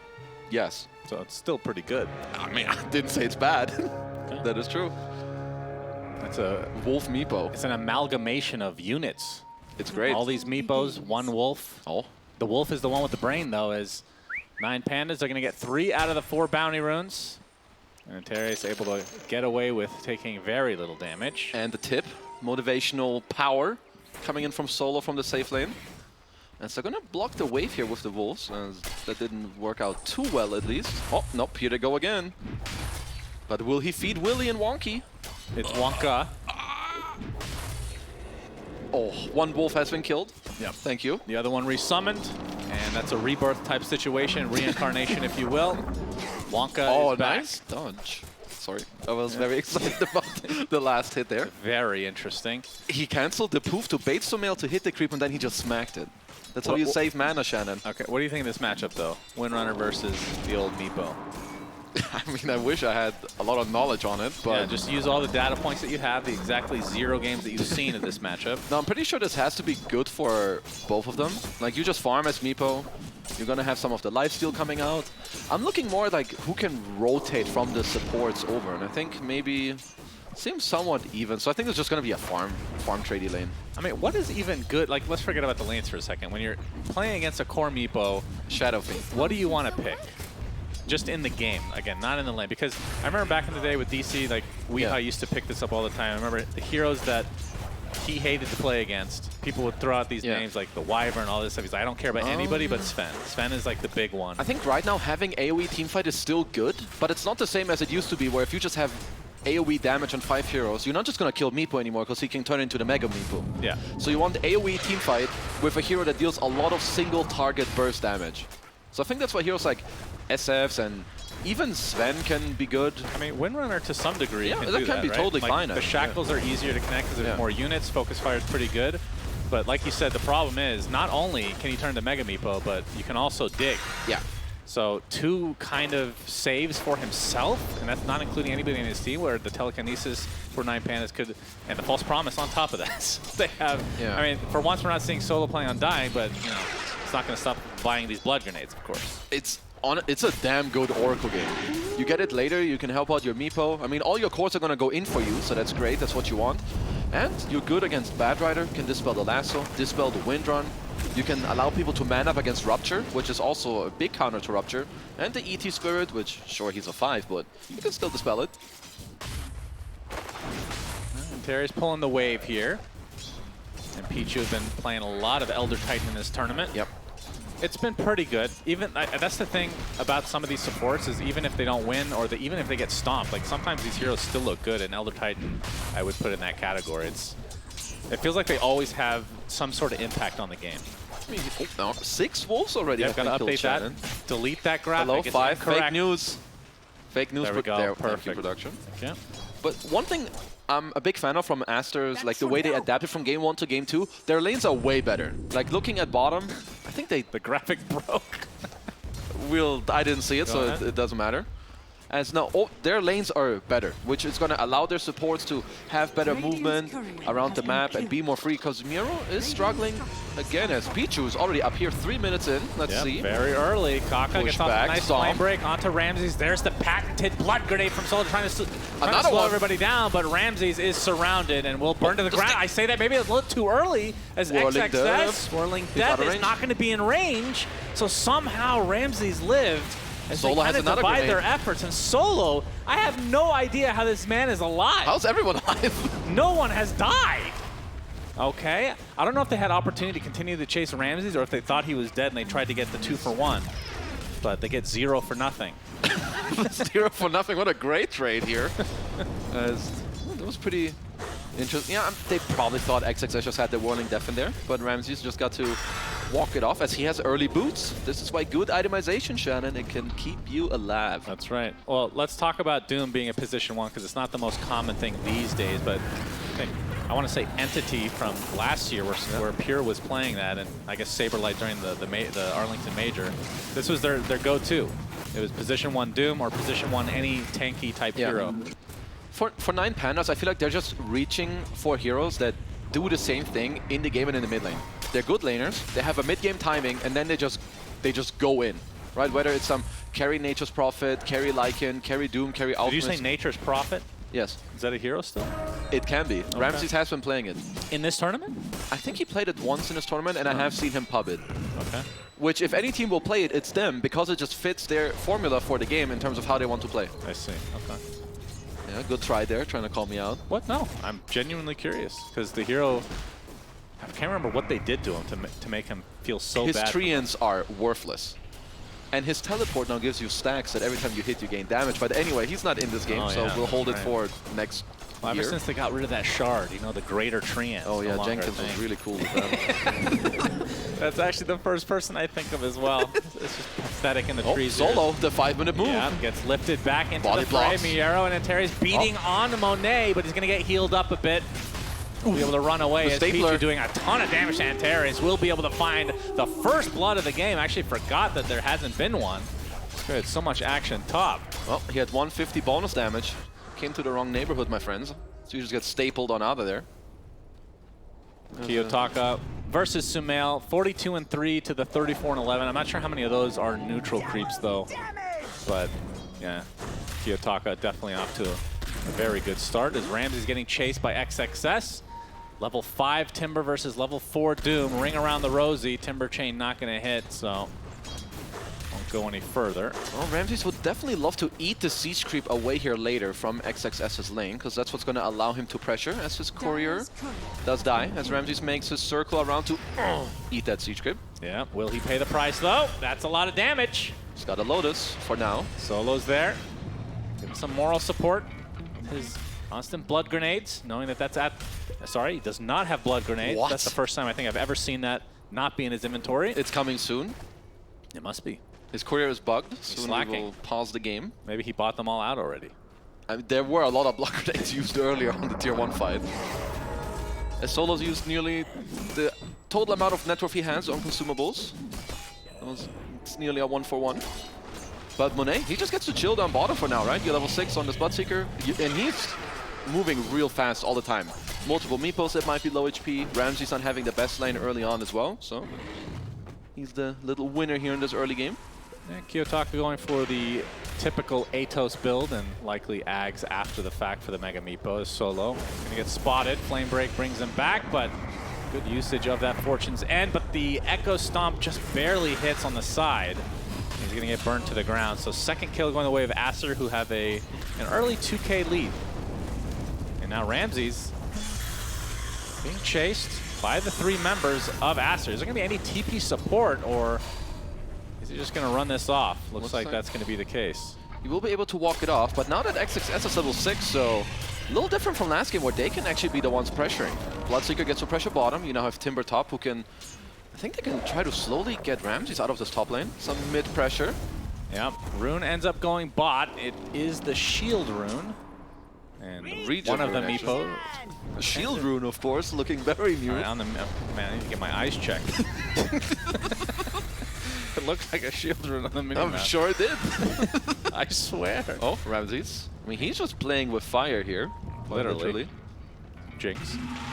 He has his ultimate now, though, as his courier is maybe going to die for a second time.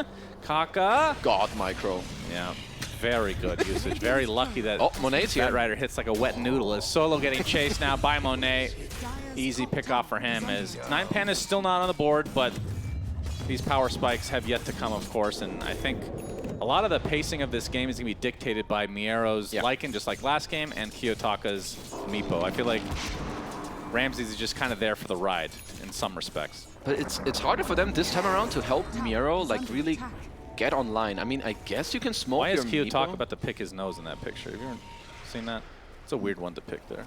No, I was paying attention to the go game. ahead. Hold. Earthbind from Kiyotaka. He's going to be able to take the room, but there's a focus fire into the shackle. God, It's not the really damage. much damage at all, though. Wow. He just poofs on away. It's like 20 damage. Ooh. Very important last arrow hit there. I mean, what were you saying that was really important? That it's harder for them to get Miero in the game. Because they don't have like the same heroes who can just rotate there and like speed up his game, because Kiyotaka wants to farm. He has a later timing on the Helm of Dom as well, and it's not a Medusa who you just kick out like Monet on his Bloodseeker. He is top net worth, and he's not going to leave this lane unless you force him to. Yep, definitely a different matchup than before. Dire's top And tower has yeah, fallen. Maelstrom is on the way, I believe, so we'll amplify his farm quite a bit. And I mean, we talked about the timings for, well, maybe we didn't. Well, I assume it's the Helm of the Overlord and Atos Blink for Meepo. Ooh, those are some good stacks. This is... Who can take this XXS. early, though? Yeah. He's gonna take... This is so much gold and XP, not just for the Timber, but also for Kaka on this Batrider. And we've seen a lot of post-4 Batriders just be able to help your team a lot and speed the game up. You get some boots into Blink Dagger, you get all this gold from these early stacks, and yeah, just super happy. Like, it's not just one hero that benefits from it. Nowadays, it's both of them. Yep, the power creep of Dota has finally reached everyone. Reached to the point where supports can be happy to some degree. That is true. As XXS just ripping right through these Ancients. And next Soul Ring coming up. Yep, top 2 net worth for him now. Just behind. Top 1. Okay, sorry about that. Now top 2 again. As Kaka got like more than a whole level from this, and also in the same time gets to farm out the top lane. And so we're talking about timings. 9Pandas, yeah, you need Dom and maybe an Atos, and then you can try to mimic a similar play as in game 1, where you do try to help Miero. But Aster are in a way better spot this time around to fight it back. Oh yeah. 3K lead in the laning stage. Radiant's bottom tower. Now the tier 1 tower getting pressured a bit by the tomato and siege creep as XXS shows up with all his net worth, and that'll put the push to a stop. Yeah, this Aghanim Scepter still quite a ways away for Kiyotaka, but I mean his farm is still very good in comparison to the rest of his team, and that's where kind of the worries come in. I mean, Doom will eventually catch up, but how will Lycan get back? Lycan, honestly, all of these cores, they're gonna play for this mid-game timing where they just go fight. Like, literally just a 9-Panda special every game as Doom, we're gonna have the first Doom of the game. Earthbind onto the Batrider. Miero gets Pichu. Kaka's dead as well, but Ramses is the trade, so 2 supports for position 1. Well, still pretty damn good for Monet here, as he's top of the net worth, and I don't really see this changing in like the next 5 to 10 minutes. He's gonna get to his BKB pretty much Scarf 3 as well, and the bottom tier 1 still, you know, they're still just standing for Aster. As XXS, he's just a roadblock off this game here. Yeah. And what's the timings for Aster exactly? I'd say for them it's maybe a little more delicate. Like, it's more like... Delicate? Yeah, like they're happy farming, but when something like this happens where one guy can bait, or you put the Timber in a position where, yeah, like he kind of forces them to run in, or you catch some, like I would say for them it's more casual. Whereas for 9Pandas, they hit this big timing, and they just want to get straight in there. There's a smoke here from Aster as some Ancients are being taken by the Meepo. Kaka trying to get the Echo Stomp from Pichu, but they find the Shackle instead. Solo. And oh, nice false promise onto Kiyotaka. He's going to live just a little bit longer as Solo is going to be taken out. And the poof on out. I'm not sure exactly where he went. If he's in the fountain, he's going to be fine. As Miero shows up in his Lycan form. And yeah, the fact that they lost Kiyotaka is pretty big. 2 supports dead again for Aster. The nice cancel of the TP. Atos being put to good work as 3 dead for 9Pandas. And I mean, the only 4 kills that 9Pandas have in this game are all on supports. Man, I wonder if Kiyotaka could have ran away earlier. That's kind of what it looked like, but I like the play from Aster, where they go over. They kind of like make Solo run away to the left, and even though you get to save him from the lasso, good shackle from Sumail, and there's just way too much damage being pumped in here as Ramsey's also... You don't want to join this fight on Doom. Like, you're going to have to keep farming, like, what, another 5-6 minutes? Yeah, looks like he poofed between the tier 2 and tier 3 tower. So he did technically get away, but just too much damage to the false promise. A very nice fight for Aster, bouncing back after the game 1, and just not the Aster that we know. They've been, well, maybe it is, because they've been very inconsistent. They've looked really good, they've looked really bad, and there hasn't been that much in between, it feels like. So far in this game, it's, wait, out of Jekyll and Hyde, which one's the good one? I don't remember. I don't even know what that is. Okay, good. Nice conversation. It's the good one. Atos from Kiyotaka. Another support kill goes the way of 9Pandas. That's all they can find this game. Well, they're still going to just continue to wait for some of their timings. I would say 9Pandas, like 17, 18 minutes, maybe then as... I don't even know if Ramses wants to fight Dennis. He's going Arcane Boots Midas into an Octarine Core. He wants to farm bank in this game. And Aster with their heroes, honestly, they can just destroy this entire map from you. Yeah, they have the top 2 networks in the game by a pretty good distance right now. And from Ramsey's side of things, he got off to a really rough start, but like we talked about, Doom is a hero that can certainly farm his way back in the game if given some time with that Midas and the Devour, which is level 4. Already has the Centaur creep, but no way to actually close the gap with like a blink or anything like that. Yeah, they're gonna need a lot of time. If I look at Ramsey's item build here, generally they have a better synergy between the 3, and maybe if he did have a better game, he'd go like BKB Blink, because that's kind of the timing that I thought they're playing for. You know, this Ags, Meepo, you get the Overlord, Ramses gets his 1-2 fighting items and you go, but looks like they're gonna take a bit more of a just farming approach here. Oh, Atos, Kiyotaka. Will they get another support kill? Solo's here. And there will be a lasso, but not to much avail. Echo Stomp coming out, but the Earth Splitter's not really going to hit anybody. As Lycan's going to pop his ulti, gets ruptured, just going to try to run it off. Into the TP is fine. But there's a really long TP, never mind. Atos coming in. Where was he TPing to? Is that mid-tier 2? Oh boy. Blunder here from Miero. Very greedy. The min-max mentality of pro players sometimes gets them killed. Oh, you could definitely blame your teammate here. Why did you do that? I mean, Aster just punishing. Doing the right moves, now instantly going through the gates again as they want to get out of bottom and go straight back to top, as they have a good ward on the Meepo. As here we see this turnaround play. I mean, this level 1 Echo Stomp doesn't do anything. Also, the Firefly just insta-woke him up. Yeah, that was the issue. Oh, Antares. Focus fire onto Antares right now. Sumail thinking about chasing, but Solo and Ramses nearby.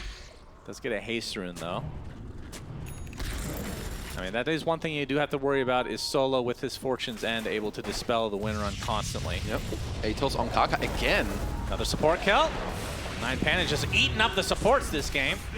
All 7 kills. This is so much gold. Like, I'll say the earlier kills didn't matter this much, but now you kill Kaka, 700 gold, lots of XP, and like around this timing is where you want to go together and get objectives for Aster, so kind of a costly kill there. Mega Meepo online, and Aster, they feel comfortable despite not having the Bat Rider to go straight into the pit, and we can see 9Pandas have a general idea that this might be happening. They don't have a scan, might have just used it. Actually, it just becomes available, and actually they're backing away, so this looks to be a freebie for Aster. Thought 9Pandas would be in good position to potentially do something about this, but then again, like you talked about, feels like they're going for the late game. Yeah, I think they're kind of on the same page here, right? With some of these item builds that we do see come out. And for Aster, it's going to be the other way around. They're the ones that are going to continue to just kind of run at you. You've got these early timings. You've got high levels on Monet as well. Like already level 15 at 18 minutes into the game. Out-leveling a Meepo, so they're on a good trajectory here. Yeah, that is not a common occurrence, no doubt about it. Well, let's just pretend we know how this game is going to play out for the next 10 minutes or so. Oh yeah, very easy. With the Aegis, trying to get some outer towers, and then let's say Aster still have a sizable lead, trying to go high ground. How is 9Pandas' defense? It's pretty good if they get to smoke around. Like for Aster, generally the way that they're going to have to play is to look on like catching with Kaka, I think. You want Blink Lasso, drag a guy in, make it easy for yourself, and hope that Solo isn't nearby or kind of like go together. It's Kiyotaka. He's getting close to his own Blink. Yeah. So he's still ramping up very nicely on this Meepo. Has yet to hit the Mega Meepo button. He's going to be found out though. Shackle into death. The focus fire is too much, and now Gleipnir onto 2. More. They're going to take Antares out. And Ramses in the wrong neighborhood, able to walk away though. Well, perhaps Kiyotaka not on the same page as the rest of his team because he's strong, but the rest of his team can't really participate in fights, it feels like. Just like that, Aster get another tier 2 and a 5k lead. He did not expect him to be there. As Aster this time around, their map play and overall movement a lot better. After they go mid, drop a good ward, you take the tier 2. XXS gets to TP bottom. Now he's going to be able to push in the entire lane as well. And Kaka getting towards a pretty nasty timing too. Like, not just the blink, but getting close to the force. Just allow yourself an easier option to get away from this Oracle more quickly. Okay, well now there's a blink on Ramses. He still has the Centaur hoof stomp. Looks like he's just going to stick with that for the rest of the game in all likelihood. Kiyotaka just picks up his blink, the death delaying that by a few seconds. Radiant's middle tower is under attack. So I feel like with that, they're maybe gonna try to fight. I think also like the shard on Kiyotaka later, if he can get that. Tormentor. Reign of Destiny. It's always Oracle when we see Oracle. Let's see. It's either that or the Rubik save. Reign of Destiny. It's just fate, man. It happens every time. But Meepo nowadays is way better with Oracle than it used to be. Like, because back then, sure, you save one, then there's still 3 others that have no HP, but now you can turn into Mega Meepo. Even if you get ulted, you can dig down and reach in a lot of HP. So I feel you'll always be full HP after if you do have this combo come out. Yeah, and still no shard, though, on the side of Kiyotaka, although he is opting to go for it next, now that he has his Blink Dagger in tow. And Sheep will be after the fact, so relatively standard from what we've been seeing. I feel like the only change-up is sometimes people don't go for the shard for some reasons. XX has the Lotus overfly because all the range means they can't initiate properly. Now Ramsey's completely isolated, but the Meepo gonna be able to take out Pichu, but he's gonna take massive damage. Silence. Instead, he's gonna get the false promise into the potential TP, and he's out. Somehow gets out. I believe there's a Mega Meepo as well. As Antares, he's gonna cut out though, as Monet super speedy. Gleipnir onto Solo, and they rip right through him. So it's a 3 for 2.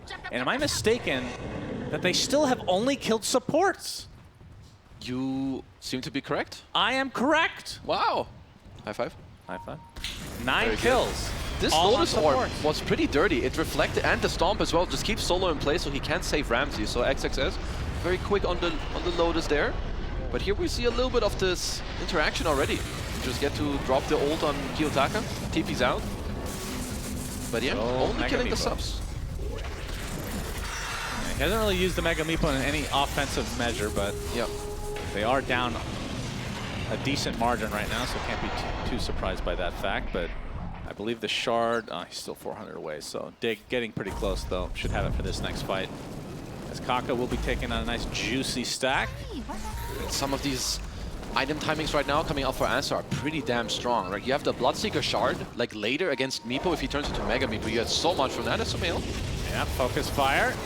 Sumail completely standing his ground. There's the Mega Meepo coming out. He's already at half HP. He gets Exo stomped. XXS in the area as well. Ramsey looking for a target to finally use his Doom.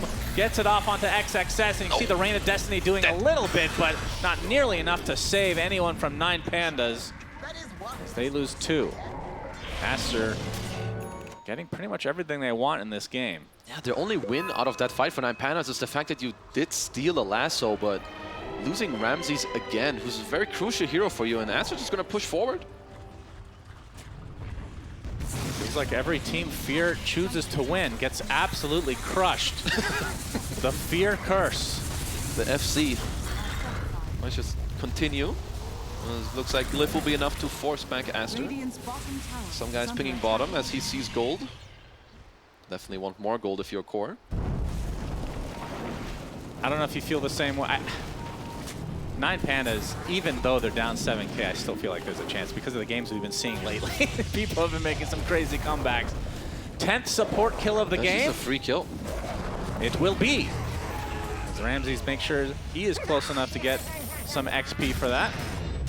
I mean, the thing with some of these heroes is that, like in Doom, Meepo, it just depends on how they start the fight. If they can overwhelm you, catch you out of position with Aster, there is still definitely a chance for 9Pandas, but Aster should be feeling very good. Like, I'm just looking at this Bloodseeker. He can stand his ground later, like with the, unless he gets doomed, I think, with his shard. He's going for the Aghanim Scepter as well. He's got the Vampire Fangs. And what the XXS has a Bloodstone. Like, some of these cores are just getting really damn tanky and strong. Yeah, I'm only 1,000 away from that Blood Mist. And another decent option against a Meepo, if you think about it, before the Mega Meepo comes out, of course. Yeah. They have options for both. Like, even just hitting with the shard on Bloodseeker into this Meepo later, you're gonna deal so much pure damage. Yeah. Like 1.8% of like a 5k HP hero. And that's no joke. Ramses and company smoked up. Sumail. Oh, they actually back away. They had an opportunity as a Gleipnir now. Finding Antares. Go Shackle. Gonna get shackled to the Triceratops. XXS is here to try to finish the job. Solo uses the False Promise onto the Rubik. As you can see, the focus are continuing to go out. They finally get the support again for 9Pandas, but it's a trade for Solo. Now Antares likely to be next. A little bit of hesitation from 9Pandas. Feels like they actually had an opportunity to initiate onto Sumail with the Doom. He was still in fog. I don't know if they saw him or he was that might be true. Yeah. The tree line, but either way, good shackle. And if the fight starts like this, there's no way. Like 9Pandas, the only way they can fight is if they start. So Aster just doing a good job. They're pouncing first, and every fight is going to go well for them if they get to do that.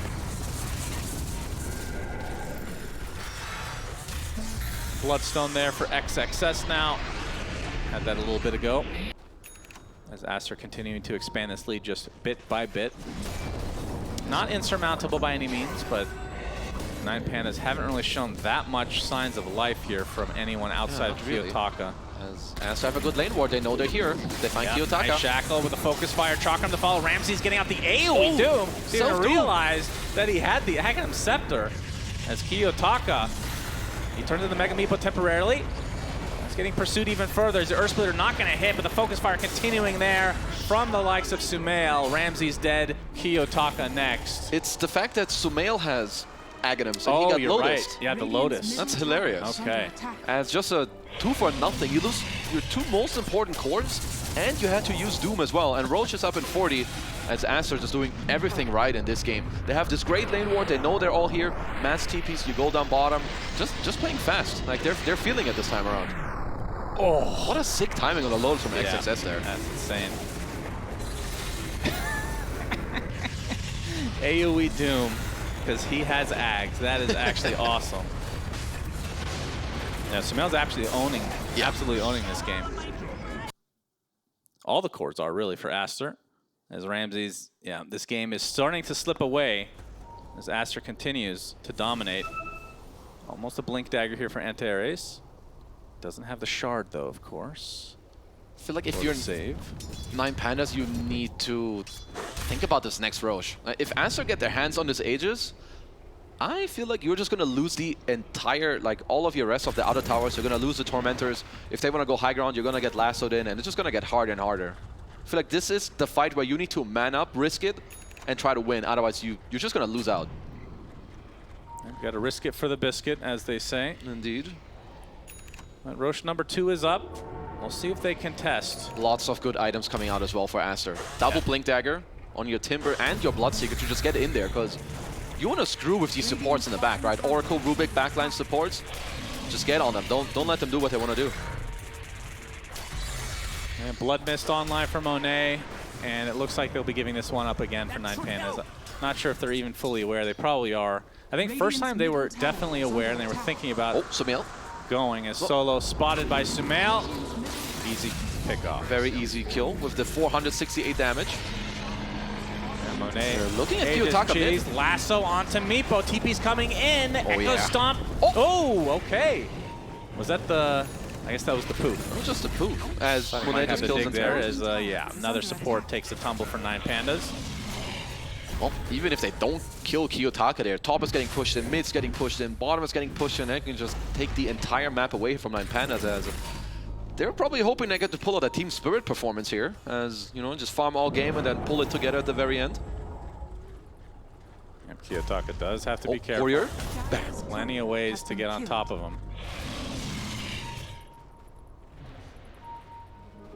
Does get the level 18. That does help. You want all this resistance. Oh. Well, Kaka going pretty deep, but again, the poof away from Kiyotaka.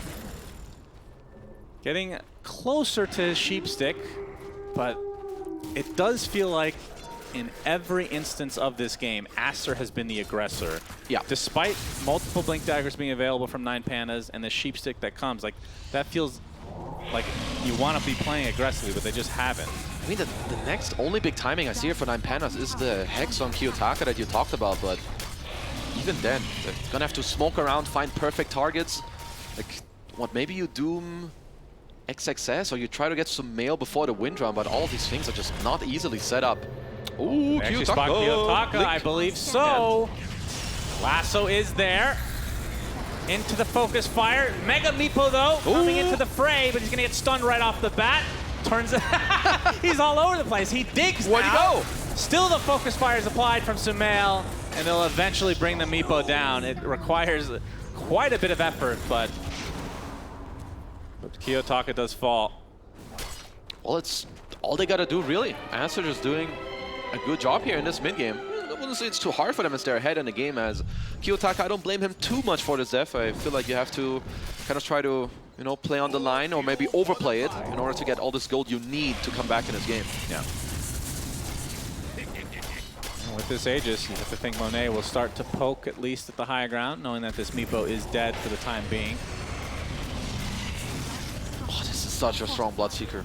Level 22 at 30 minutes in the game. He's got the Paladin Sword, the 20 talent. Aghanims is complete as well. He is so strong. Yep, he's going to get initiated on by Ramses with the hoof stomp, but not going to follow it up with anything because there is a Lotus Orb there. Has to be careful, does not want to repeat the Doom on himself. And we'll be going for the refresher, it looks like, as they are cutting the wave. Oh, Courier. No, I'm not going to pay attention. Gilbert the Golem has one thing in mind, and that's creeps only. It is creep gold. Aster, not the easiest for them to breach through this high ground. Maybe if they can do a smoke, blink, lasso, force F out quickly before Solo's there. Gilbert gonna work on the next creep wave here. He's not easy to deal with. He's got a lot of girth. He does. Sumail though, easy gold. Yeah. 254. His reign comes to an end finally. And Sumail is there to extend this lead. 15K right now, still Aegis cheese, but the Aegis, another minute and a half. Let's see if they try to force anything from the side of Aster. They don't technically have to. Kiyotaka's stealing. All right, that's my boy. It's a nice Tormentor action, and Teres gets his save. Well, definitely another upside to having Meepo in your team. This hero can just solo Roche without really taking any damage at all. Yep, go ahead and pick Meepo in your pubs. Yep, just kill the Tormentor. That's all you're there. It will go great. And Monet looking to take the last outer tower on 9Panda's side, and I'd be shocked if they try to defend this. Although, Ramses is caught out. It was focus fire to start. Gets the false promise applied to him. Will blink out. Let's see if we have enough heal to actually sustain here. There's the bash coming out on Antares, now focusing on Solo. So just like that, both supports dead.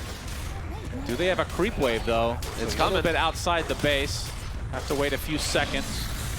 You cannot show your face here. There's a blink lasso, and your Oracle's dead. Even if Solo buys back here, there's no false promise available. Yeah, this is going to be most likely a set of racks in the mid lane. I wonder if they want to poke bottom for more. It's okay, you do force one buyback out here. Solo, he's got... Sure, he bought a bunch of blood grenades ready for this fight. The sheepstick is there, though, from Meepo. If you're asked, you do have to be careful because the Aegis is expiring in a few seconds, and certainly 9Pandas have timed it. I don't actually get a Rags. Interesting. Okay. Aster will just... That's a big courier kill, though. That's a Lincoln Sphere that for XXS he's just going to have to wait for. Okay. No, that doesn't matter. It means he has to be more careful about being doomed. But again, like, it's not easy for Ramses to choose a doom target here. Like, all 3 cores. Did they think the Tormentor is still alive? Actually, yeah, right? There was no one... All right, they just wasted a bunch of TPs. Well, you got debated. It's cute, Taka. Big victory for him, as then they took their own Tormentor as well. Did they? Yep. Got it. Miero has the wolf that will spawn every 30 seconds. Okay. So that will help push slightly over time. But this is, I feel like, the hero that needs to have an impact on this game. And Ramses Doom just hasn't been able to find any openings to do much so far. Well, maybe here's the answer, as he can complete the refresher. So if one Doom is hard, maybe you just need to Doom 2 of the cores and then it's better. Yeah, that might be the play. As Miero is spotted, he gets Lasso, but nice lift coming out, but the bash is there. Stolen from the Bloodseeker. Big echo stop under several heroes, and the Blood Mist doing work. Double kill for XXS.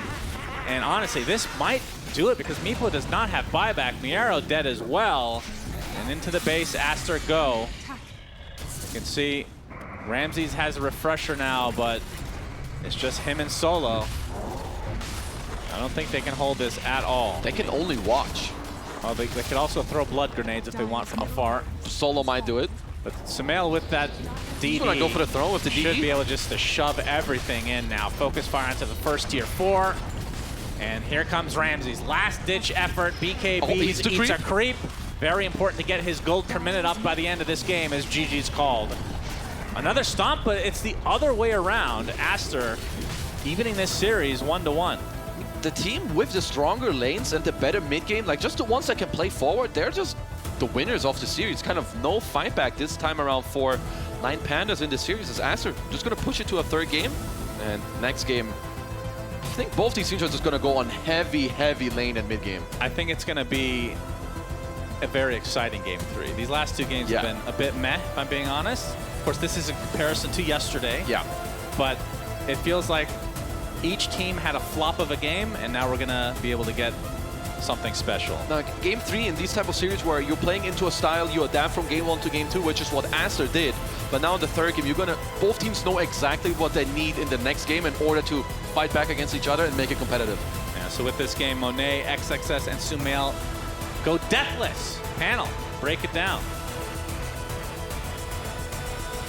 I 100% agree, Sunsfan and Kezu, with that game 3 should be amazing. If these 2 games were anything to go with, we saw both teams step it up. We know their playstyle now. They should have learned all the lessons that they needed in order to go toe-to-toe in that 3rd game. But this game was definitely Aster in a dominating form. And this is what we wanted to see out of Aster. I'm joined by BSJ, Lacoste, and Fear. Fear, this game, we thought maybe Meepo was gonna do it. And the opposite was true. Meepo did not do it, that is for sure here. But all the cores didn't really have a good time on 9Pandas this game. To me, it does go back to a little bit, if you want to figure out 9Pandas, a lot of it will come down to Solo and his performances. Like his Oracle, yeah, it's his most played hero, but now after that loss, it's at a negative ratio, so it's not something he's completely dominating with. Being in a position where Solo's not going to give Ramses the pick of the litter, whatever he wants to play, make sure that lane is weak, I think is a really big point that you can abuse on Aster, and they really showed it in this game. Yeah, just snowballing from the laning stage. We've seen it so many times. This is how BB team has been playing throughout this Riyadh Masters. They looked unstoppable when it comes down to laning stage. And this time Aster, they picked the stronger lanes. And what Fear talked about is Oracle Doom. It's not particularly a strong lane. It's very abusive, especially with a strong laner like a Timber saw. Timber, Batrider, if they also put a lot of pressure, and Solo is not playing that Undying, so he can gank the mid lane, can't really go through the portals. A bit of a different one for him. And looking at the scoreboard, not a single core kill on side of Team Aster. Like none of their cores died throughout this whole game. That's pretty impressive. I will say, Kaka did die 8 times. Yeah. But sometimes you just gotta tank the gank, and that's exactly what he did, Brian. Yeah, space. I really emphasized from game 1 that Aster had no pressure on the side lanes. Like, You have the Undying securing safe lane, and then you have Medusa who's playing her own game against the Lycan and letting him kind of do whatever he wants. And this is where 9Pandas struggles. I see this. Like, you have Miro making plays with Lycan, and maybe he kills a support, but he's getting ruptured on the way out. You had mentioned you wanted to see Bloodseeker against it, a hero that threatens their playmaking potential, and it put them on the back foot like almost immediately on the side of 9Pandas. And this team looked day and night different when they do not get to dictate the pace of the game. Yeah, that was a world of difference between the two squads on both ends, though, I must say. And I also know that we put a lot of pressure on XXS on his Timbersaw, Brian. At the end of the draft, he gets the overall last pick. You said that it would be a good game for him, and he smashed it out of the I think the major thing is that Doom just does absolutely nothing to you in the early game. And even though Meepo, as a mid, is more active now than he traditionally has been, he still usually has to wait for that Atos. So there's the window for punishing Timbers usually so late at this point that he'll probably have like Vanguard plus, I think he went Lotus immediately after. So yeah, XSS, great last pick. It's his comfort zone, and he absolutely owned. Yeah, they also stacked a lot, which XXS benefited from, because he was the one clearing those stacks in the jungle, the big camps, and also leading some of the like big ancient creeps to Monet, so he can clear those up. But I like the itemization. This Lotus Orb, I think it did a lot of work, because it also like swings the matchup his way, not the item. Like we see it on Timbersaw, but not as early on, I would say, because you're playing into Meepo, removing his nets, removing this rod of Atos, and just breaking the combo, staying away, and also not allowing him to be doomed in a fight. I like how they approach like some aspects of their draft where they like Doom didn't have the clear target to go for. Yeah, we have chosen an STC play to analyze, and we felt it was very fitting to go for this one, Fear. Yeah, this one was quite nice. It was he did everything he could on Meepo this game. Let's be honest here. It was a rough position, but you just own the map if you're Aster here. There's nowhere you can go. You're trying to sneak into the enemy triangle there, or I guess just the ancient camp there, trying to make something happen. Kiyotaka micros it perfectly, but unfortunately he is surrounded, trying to make things happen. And I think this is kind of the story of this series so far, what to look out for. 9Pandas, their team, they don't like to pick a lot of team fight. They like to win their lanes, snowball the game. Aster just fought them right back at their same type of gameplay and beat them with it. So this game 3 is going to be very spicy. Who's going to win the laning stage? Who's going to snowball the game? Because it seems the team fight aspect, or going for that ultra late game with team fight abilities, it's not the way to go in this matchup. It is not. I also want to highlight that I think Sumail in the mid lane on his Wind Ranger, he felt very comfortable across the map. He owned, yeah, most definitely. I mean, they also did first phase his Wind Ranger, like they wanted him to play something different compared to the first game. So they wanted him to be like more active early on and just like have this like Wind Ranger throughout the tournament. She's counter to a lot of these heroes, like not necessarily Meepo, but even in this one, he made it work where if you hit the right timing with the hero really shines. I do see, we just saw Ramses' camera. I love that he is so outspoken in his facial expressions. He did not have the best time in that game too. But Brian, we saw both teams smash it out of the park. They did great, one game each. Do you have a feel about which one of the teams has a stronger game? Because obviously we saw adaptations from Aster that worked really well. Do you feel like we're going to have an even game 3, or do you feel like one team in advance is going to be ahead? When I saw game 1, I was like, I had a picture in my head of what I wanted Aster to do, and you know, I'm not an artist, so I wouldn't be able to paint it myself, but they did it much better than I could have ever like actually produced, and it's on 9Pandas now to like reciprocate and prove that they can adjust to your adjustment in game 2. And I'd actually give the momentum advantage to Aster, because I don't think 9Pandas has really had to adjust. They've just kind of stuck to their guns all tournament. Yeah, we're gonna find out if they can stick to their guns in game number 3, but surely, I mean, I feel like in game 2, so in game 1, we saw a draft that was very much 9Pandas as their bread and butter, but I feel kind of the same from game 2. If you look at the drafts, there's no mistaking that this is a 9Pandas draft, and they got own Fear. Surely they have to change up their tune a bit. Yeah, I think this really comes down to the mid lane and the POS 5 selection. I really do think like when you're picking these weaker POS 5s, maybe it works in the past, but for now, you got to pick something stronger. It's working really well if you pick strong pos fives, give Ramses whatever he wants to play, stick to that. And Kiyotaka, he's always going to be a wild card. He's going to pick something funny mid, and it's either going to own or it's not going to look so good. You can't really control that, but Solo can control what he plays. I want to see the Witch Doctor next time instead of the Oracle. Just throw those blood. Yeah, I do. Throw the blood grenades out, win the lane for Ramses, play something that can go through the gates and apply some pressure. I guess they're the only ones to play Witch Doctor so far. Yeah, he really plays it well. Like we were covering some of the series when he played it, and it looked extremely good, especially against some of these off-lane, like, tanky heroes. So Maledict level 1, throw a blood grenade, throw a second blood grenade, bring in the third blood grenade, and then throw it after the Maledict cooldown. That's pretty much it. That's what you do. Get the healing, start running down the heroes, and just secure the lane for the carry. I mean, surely you can only do that once, and they already did it. No? Like, we really think Witch Doctor is a fitting solution here. I think whatever secures them the safe lane is fair. Like, this team, like if Ramses has control of that top lane, like what we saw in the second game was him being Doom. Even though he didn't die, he was getting dove for like a period of like 30 seconds to a minute, and that's exactly what that's like the opposite of what I've seen from 9Pandas. They banged it out 4 times already, 75% win rate on that Witch Doctor, and if my lip reading is correct, I saw Ramses saying, bro, pit Witch Doctor. I was like, Matan Pickney Witch Doctor. That was pretty much it. You know, it's probably incorrect, but something along those lines. I would imagine Witch Doctor is spoken a little bit different in a different language. I would imagine there's a different name for it, but hey, who knows? Maybe it's time for Witch Doctor. It is elimination. I must say, though, both of these teams are no stranger to the pressure of eliminations, and both of these teams are no stranger to meeting in the lower bracket, which they did also at the Bali Major, where 9Pandas was victorious. And I will also say that we have not seen Aster adapt mid-series properly, because we saw them get a 2-0 against Evil Geniuses. There was a 2-0. They didn't lose a game in that series. But Brian, this is different. We have not seen Aster have a full best-of-3 series in over 60 days. Wow. Like a game 3 that they won, that is. Okay, well, this is the day to shine, my man Sumail. I think this is a Wind Ranger game also. We've been talking about Witch Doctor. You think it's going to get first round banned? It should, I think. Wow. Yeah, I mean, both these players specialize in. Okay, but that means if you want to theorycraft the openings a little bit, right? Because that's what the players are doing. You can run it. You can run those simulations time and time again. What do we do in the opening?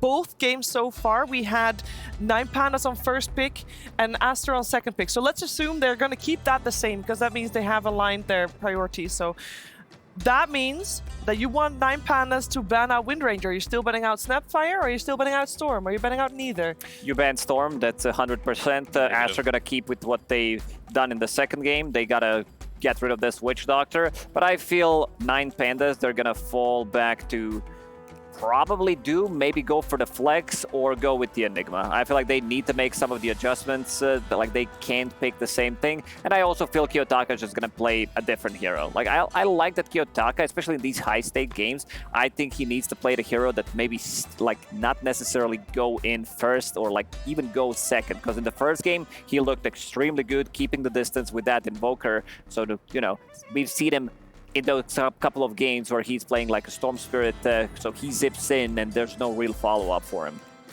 That also means that we're going to have Snapfire this game. Based on our logic on the bans and stuff, you want Wind Ranger ban, Storm Spirit ban, fine, do that. You want Broodmother and Undying ban, fine, do that. I mean, Snapfire makes it all the way through. Depends on who's first pick here, right? Like, I'm assuming 9Pandas. 9Pandas first pick? I mean, so far, the fact that both of the games have been exactly the same in terms of side and picks, it means that one team prioritizes second pick and the other one team prioritizes first pick and the other one prioritizes Radiant. Yeah, well, I think if you have first pick, you're 9Pandas. I would personally want to see the Wind Ranger band and the Snapfire band, and you can just first pick the Storm. Both these teams are really good on the Storm. They will pick their comfort with it after, whatever it might be, whatever's left in the pool. And all of a sudden, you've limited Sumail to a point where these are the 3 heroes. And I would even argue, like, sure, he's really good on Storm and he's going to win a lot, but it depends on what you pair it with. Take that away from him. He'll pick something else that he's not as successful with, and I really do think it is about shutting down Sumail in this particular series. Make sure Solo also has a hero that he can be aggressive with, and that's kind of like 9Pandas' route to victory. I've never been, obviously, in the situation that the players are at, but I always think that that's what they're talking about here. And we see the coaches having a big voice. We see them talking. We see Matt talking. We see No Fear talking. Is that indeed what they're talking about, those openings, or are there discussions, Fear, you think, somewhere else entirely? I hope that's where they're at, because Okay. if it's a different type of discussion, it's probably not worth having right now, especially if it's like small things about gameplay, because you're not going to fix that in like the 10-15 minutes you have here. So it's normally about, you know, reset, or if you won the game, just like what did we do well, what can we replicate, how can we get a strategical advantage in the drafting. Maybe we can do a surprise here, mix up the bands and get a good trade. Oh, we're about to find out. Moments away from a deciding Game 3, and if history is anything to go by, our Game 3s as Riyadh Masters, they have been amazing. So this Game 3 has a lot of hype to live up to, and I believe that both Aster and 9Pandas can deliver that epic third game. But for that, we need an even draft. Both teams have to get draft to their strengths, and so far 9Pandas, they do still get first pick. Oh, they have second pick, actually. They do still ban out the Storm because they have second pick. That does mean that Wind Ranger is in the pool, and if Aster really wants Sumail's Wind Ranger, they can first phase it right here. Yeah, there was also a full combo in the previous game, Io plus Lesh, but they had the second pick. This time around, I'm fine with them just opening up with Io and leave the potential Lesh opener. Not gonna be it. Doesn't 9Pandas play Io Lesh? Because they can still go. No, I don't remember them playing Io Lesh. They have not at picked all. an IO a single time this tournament. Not their style. They probably won't do it. I just hope that Wind Ranger is the hero that they're thinking a lot about. Yeah. And if they don't pick it now, they have something preemptively in store that makes it so if Aster do take that Wind Ranger, it's going to have a bad game. Because the Meepo, it just didn't work, right? And that was your first strategy you had to try and deal with it. Yeah. So that didn't work. So now you have to go with your next best strategy. We'll see how that goes. They're definitely going to think a little bit about it, but Aster has definitely rattled 9Pandas a little bit. They don't know exactly what to just snap pick against the Rubik, and they're going to just pick their comfort, and wow, what a good Rubik game already. And this is also like this Rubik first phase, like first pick, also shuts down Timbersaw, so potential coming out from 9Pandas. So I don't mind if they pick up Timbersaw straight away here. If they want to have it again, then this would be the time to do it. Yeah, I don't think Timbersaw survives through the second banning phase, but there's also probably discussion about the Wind Ranger from the previous game because, okay. I like this a lot. I actually like this a lot because Monkey King always gets banned second round, and Monet, he's a Monkey King specialist, and it punishes either of these two heroes in the off lane right now, whether or not it's Doom 4, Enigma 3, Enigma 5, Doom 3, every like permutation that 9Pandas could possibly run here, other than maybe like Doom 1, Enigma 5, which sounds kind of awkward, is susceptible to this. Yeah, I think they're definitely going to do Enigma 5, Doom 4, and I think you must like look at some heroes here for Miro that can play. But the only heroes that he does play that could do okay versus Monkey, and I don't even consider this hero that good. Like the only ranged hero he's playing right now is the Visage. He could play the Enigma as well. That's a matchup in which most of the carry players as the Monkey King will say, like, I like that matchup, but the offlane Enigma players will say, I also like that matchup. So if he's a very seasoned Enigma player, he wouldn't mind playing that matchup into the Monkey too much. Team Aster's turn to ban. So you definitely have to imagine he is. So we're going to ban out some of the, probably just the hard carry matchups, because we did talk about a little bit of how Monkey King, this hero isn't the hardest carry. Like, you have to have a sizable net worth advantage for him to look really good. So banning out some of just the hard carries that can farm fast will make his life a little bit easier. There's like two heroes that come to my mind whenever I see like 9Pandas playing. There's Monkey on the other side. I know that they like Jog and also Night Stalker. They love to play it into Monkey just because you have that vision, you can easily reset. Not sure if this is the game for it, but it's 9Pandas, so it might show up. What I think is nice about Monkey King right now is in the past, you either always wanted to go like Echo Deso, or if you went the more farming route, it was always Battle Fury, and that timing is just way too slow in this patch, and so Monkey King either felt like a Feast or Famine, all-in aggression, Echo Saber Deso, but what people are actually doing now, if they want to slow down the tempo of the game and scale better, it's just they go Midas on Monkey King. They just go Midas into Deso with like normal items coming out, Deso, BKB, and the Midas helps you get Jingu stacks, also helps you feel like you don't have to do anything in the game unless you, like, you still contribute to the fights with Boundless Strike plus your ultimate, so we might be seeing that here. in this game for Monet. He's done it before, and I think it's a lot of what made this hero have the viability of being picked earlier in the draft because he has different itemization routes. You are playing versus 2 flex heroes though, but how far is 9Pandas willing to go to flex these heroes? Like, will you pick Doom, maybe get a Purge creep and run like some Bat Rider off lane with it to play against the Monkey King? These are things that they can do. Are they willing to do it? I'm not so sure. Just find that Purge creep, that's all you have to do.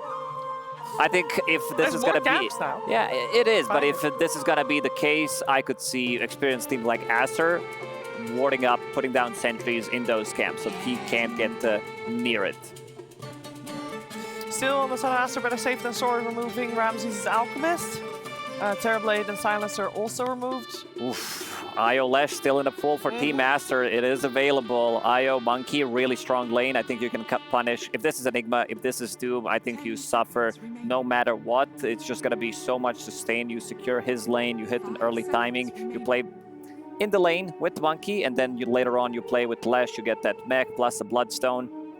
Could be a thing, and it's also one of the strongest heroes that Sumail plays from the mid lane, always been known for his Lesh. I wouldn't even hate if they do like a Venomancer or like a Lich or something else they've gone for is the Clockwork. Like, this is a support that will just threaten all... I would actually love a Clockwork pick right now for Aster. Any hero that says I run at you, enabling the Monkey King to follow up. You would prefer that over Iolech? I think so. Okay. Timbersaw is the final ban from 9Pandas, so a bit of respect there on XSS's performance in the previous game. Obviously still a little scary, a little bit shook from that game. And that cements pretty much that this Enigma's offlane for me. It's going to be Doom 4, because I don't believe anyone else will play the Enigma in that situation there. And they're going to pick the Phoenix, so both these teams, I think that's kind of just matching them in the team fight. You open up with Doom, you open up with Enigma, you've got a ton of team fight here, add ET on top of it. Monkey King, he's great at team fight. Phoenix Ember, also going to help you a lot in that team fight department. Listen here, Shadowfin for Kiyotaka, great matchup in the mid lane. Fear mechanic against Monkey King, pre-BKB.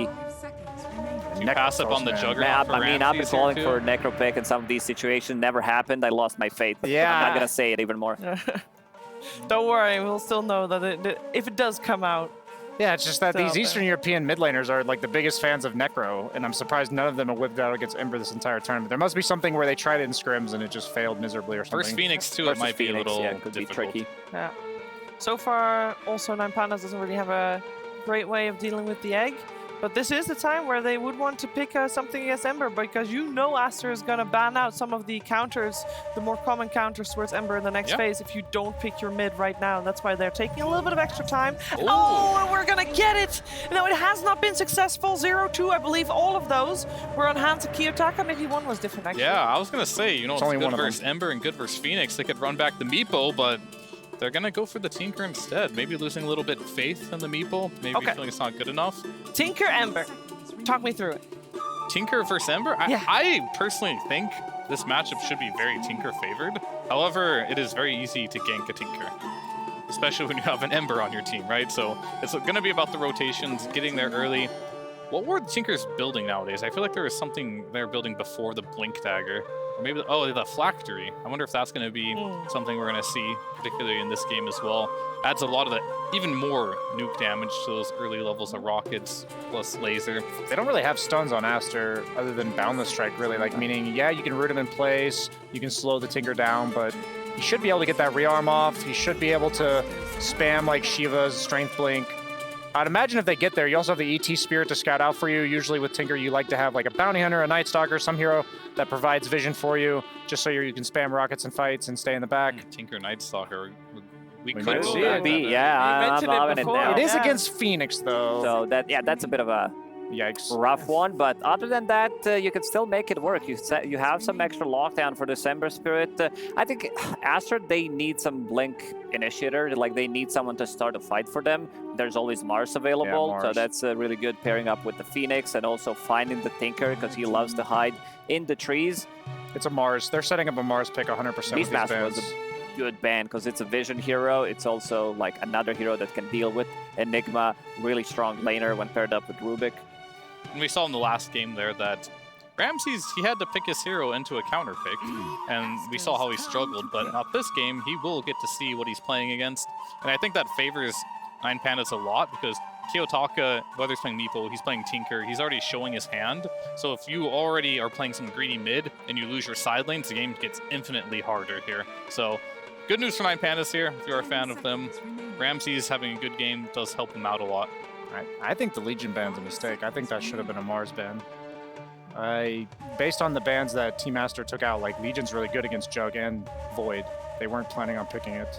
The only downside of the Mars, though, on the side of Aster, is the anti-synergy with the Monkey to burst out the trees, right? That is true. But it does help you find the Tinker. Although Monkey also helps you find the Tinker when he's jumping through the trees. Clock off lane. Clock off lane. Clock or Phoenix off lane. There you go, that's even better. Bring it back. Just like Clockwork in this game would actually be quite good against the ET and the Tinker in the game. Very curious on what they're deciding. Yeah, they got a full minute still left in their bonus time. This draft has been going pretty fast as far as drafts go, with both teams still having more than a minute left in this final pick. Which also gives a lot of time to 9Pandas to think about what they want to go for. Yep. I mean, none of their heroes yet kill the egg. So, like, none of these heroes want to sit inside, kill the egg, especially with Monkey around, so they have really good ways of protecting the egg.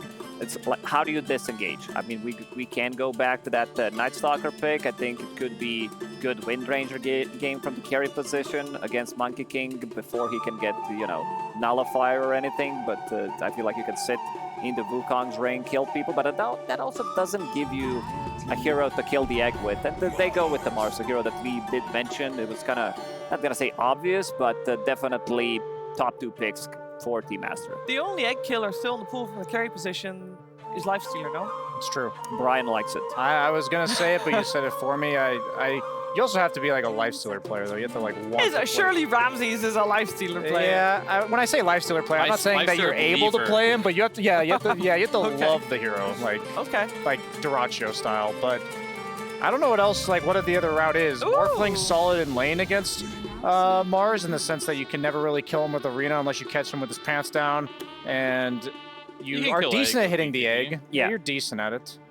You can also turn into Monkey. Like this matchup, you get the Jingu stack, so you can sit inside Wukong's command and actually like do stuff. But I feel like they needed something to kill the egg because other 4 heroes did absolutely nothing to it. I feel like both of these teams got what they wanted. 9Pandas, they got a little bit of a cheese. They saw the matchup. They went with the Tinker. Who's going to catch this Tinker? Is it going to be Ember Spirit, Mars, Monkey? I think they have the good heroes to do so. Hey, it seems like Kiyotaka has got quite a tough game ahead of him for this one, so he needs to have a big advantage in the lane. I think that's the only way for him to do well here. They're pretty greedy. You got Morph in one lane, you got Enigma in the other, then you got the Kiyotaka Tinker in the mid lane. He is the feast or famine type of player. They're fighting their backs against the wall. It is an elimination game. They're going to trust in the Kiyotaka Tinker. I don't think it's a bad choice. It could be good this game, but as most games we do see from 9Pandas, they got to do well in the laning stage because none of these cores are going to make up for any space if they don't do well there. Yeah, because they have Doom, Enigma. Like, this is a lot of greed coming out from this one. Tinker, he also needs time. Same goes for Morphling. Same thing could happen. I could see Aster playing slightly faster tempo, especially with the heroes that they have with this Mars with Ember Spirit. I don't know. I'm feeling Aster now. Ooh, I mean, you were the ones that said 85% sure 9Pandas is going to take this. Definitely did, but now after seeing draft number 3, I'm putting my faith in Aster. Straight disrespect to my man XSS. Yeah. He carried the shit out of game 2, and he's getting given Mars when it's the second most picked hero of the tournament. I thought it was a good Mars game. He's going to own this game, and I think Aster is exactly where they want to be, and I think 9Pandas swapped it up a little bit too much, to be honest. Okay, and we have the Enigma as a core by Mero, and we've seen Mero go for those black walls before. Surely he can make something happen, Brian. Yeah, but they're going to be getting ran at by a Monkey King, ran at by a Sumail Ember that they can't really stun without massive ultimates, and they're going to get ran at by a Mars with a Blink. It's over. Okay, well, my panel is painting a grim picture here for 9Pandas, but we know that they have done this before in lower brackets. Can they do it here against Aster? That's the question we're going to have answered by our wonderful commentary team of Sunsfan and Synderen. Not Synderen. I wish it was Synderen. Oh my Excuse me? I'm actually leaving this cast right now. I apologize. No, Synderen has been upgraded to Kezu. Wow, I actually thought she was doing a bit. I was like, oh, that's a good bit. And then she's like, no, I made the rune. It's okay, at least one person in this entire building appreciates me. And it's you out of all people. Yeah, I appreciate it when you go with me to go get some food in the food court here at this lovely plaza area that we have. People really like me here, huh? Yeah. But yeah, we have a pause. We're not just chilling here. But Aster versus 9Pandas. Game 3, Mr. Kezu. And what's so funny? I just said your name. Yeah, it's apparently hard for some other people. Game number 3, as I was saying, elimination game. So loser is out. Winner gets the pleasure of playing against Talon. Yep. Who, well, okay, Don't do them dirty. It's still too soon. Now that we're paused, I can ask you, although you've never been in this situation I don't think anybody has in the Dota scene, but yeah. Do you think that they're going to, I feel like they're either going to come out and absolutely crush it, or they are going to flop hard? No, I think they'll be fine. I would say the ones that hurt the most, sure, 23 Savage, what happened to him, and all of the viewers that had to see it, myself included afterwards. Yes. I feel like someone shot me in the heart or something. Yeah. So that was not the nicest thing to see, but it's going to be a tough opponent next. 9Pandas got themselves one of their really bread and butter. Even first at Dream League, they opened with this Doom Enigma. They're doing it here again. They're getting the Kiyotaka Tinker, which I want to hype it up, but I want to tell you what happened the last time they picked this hero. He ended up going 0-5 Midas and GG out at 18 minutes. When was this? It was against Team Secret a week ago. Did we cast it? No. Just checking. Aster, though, I feel like out of all these 3 games, they've been adapting well. They've got early game momentum. They've also, Ember later on, you have Monkey King that can jump around. You have a lot of team fight. You have no one that can hit the egg apart from Morph, and you have Mars to protect it. So I think we're in for a banger game, but 9Pandas, uphill battle for them. Yeah, I agree. Aster's lineup looks easily executable for the most part. And, I mean, not that it's that big of a surprise. 9Pandas' lineup just looks extra greedy this time around. I mean, we've seen them pick lineups like this a lot, but what are they doing early game exactly? Nothing. To get space for these heroes. They're doing... The best thing they can hope for is that your Enigma lane does well, so that Solo can make the solo move at 5 minutes, and you pressure through this lane, because Kiyotaka, he's not going to do anything. He's just going to hit creeps. Ramsey's going to hit creeps, and your Enigma is going to hit creeps, but he's the only one who can maybe play through. All right, we should, of course, mention, even though you brought up, Spirit comes out, not going to latch, but Solo still gets the rune. Aster and 9Pandas will trade the bounties overall. You mentioned Kiyotaka 0-5 Tinker. Well, I remember casting him at some point, and he went 18-0. Yeah, generally speaking, he goes 25-0. Would you say that he is the best Tinker in the world right now? Him and Nothing to Say, maybe. I would say that Kiyotaka is more explosive. He has 50-50 whether he goes 0-10 or 20-0, whereas Nothing to Say, I think he's more stable. Okay. So Kiyotaka, he might just 1v5 this game. I mean, yeah, Kiyotaka does feel like he has a bit of the Eternal Envy gene in him. Just from mid. Yeah, but it's not like it's that extreme, right? It's not actually 50-50. Feels like it's 80-20, maybe. That's true. But yeah, his Tinker is absolutely disgusting. Makes you, you always just feel bad for the other team when he gets online. It's how do you deal with this stupid hero? But it's all about getting to that point, and we'll see if 9Pandas can get out of the laning stage without too much bloodshed on their side, because let's talk about Aster's lineup. They have a very aggressive one, as XXS just working out that spear, making sure that it still works the same way. Indeed, it does go in a straight line for where you click it. That is true. But they have a really good team fight, right? They got the AoE control with Mars Arena. You Incredible. have Egg, you have Wukong's Command, which in theory will help you in the Roche pits as well to come. If they catch you, I think you're done for. I'm a huge Phoenix fan and believer in this hero. Just against Doom, you can drop down the egg and it can counterplay it. If your egg is dropped during the black hole as well, it can override it later, because of course you can stun through BKB. And even in the laning stage against ET, the worst thing for ET to play into are heroes that slow your attack speed and can man up. So they've already got a lot of impact and purpose out of this Phoenix pick. Yep, and Kaka has been known to get some decent farm as well. Here comes the dive as XXS We put in his place a bit, but a lot of look at damage the applied Eidolons. to 9Pandas. Yeah, I can't wait to see this freaking gun. What are those arms? My God, What are they Those are doing? like little gremlins. That is actually nightmare fuel. They actually look disgusting. Oh my God. They had, of all the cosmetics to choose, they chose that one. Just awful. Good I job, blame production. Buka. Buka is definitely the one that chose the picture on that one. Yeah, Bukareki. As the one that's choosing. And Teres on the Doom. So this is part of their greed. Like, they've switched it up between the 3 and the 4 with the Doom and the Enigma. Lift back. What is the reason for having the Doom as the 4 this time? Like, because they switch it up all the time. Like, what's usually the reason? Is it just like the player wants to play that specific hero this game? I honestly think that Enigma 4 is just pretty weak. 7 Eidolons have gone down. I mean, Monkey King is just one of the best laners against us, alongside our best friend, of course, Gyrocopter. Oh, okay, yeah. Who did win the other day. But I just think Enigma 4 just makes for a way, way worse lane. Like Doom 4, he has the mana burn creep. It's annoying the lane. He helps Enigma as well, and I think they just want to help Miero like get to some of these auras, which he always gets when he plays Enigma. I feel like in some respects, I don't know if this is actually accurate. Let's see. 9Pandas are expecting this and wanting this to go late game, obviously, because they picked such a greedy lineup. And what better late game hero, high ground defense, than an Enigma that has farm? If you crafted, in theory, like one of the most disgusting late game lineups, it would be pretty similar to what 9Pandas have. Yeah, I think the only thing I would switch up is having an Elder Titan or something on the other side, like for the high ground defense aspect. But then I don't know who you'd switch up. For who? For I don't know. For Aster? What are you talking about? Because they have... Oh, you're right. I'm so used to Pichu. What are you doing? So it is the most disgusting high ground lineup, as Solo will live. Has not used the blood grenade yet, so will not be killing himself with his own items. I thought you were gonna like trade more for Arc Wards, but they talk about ET being traded for ET. I don't know. It just proves that I'm correct in a way.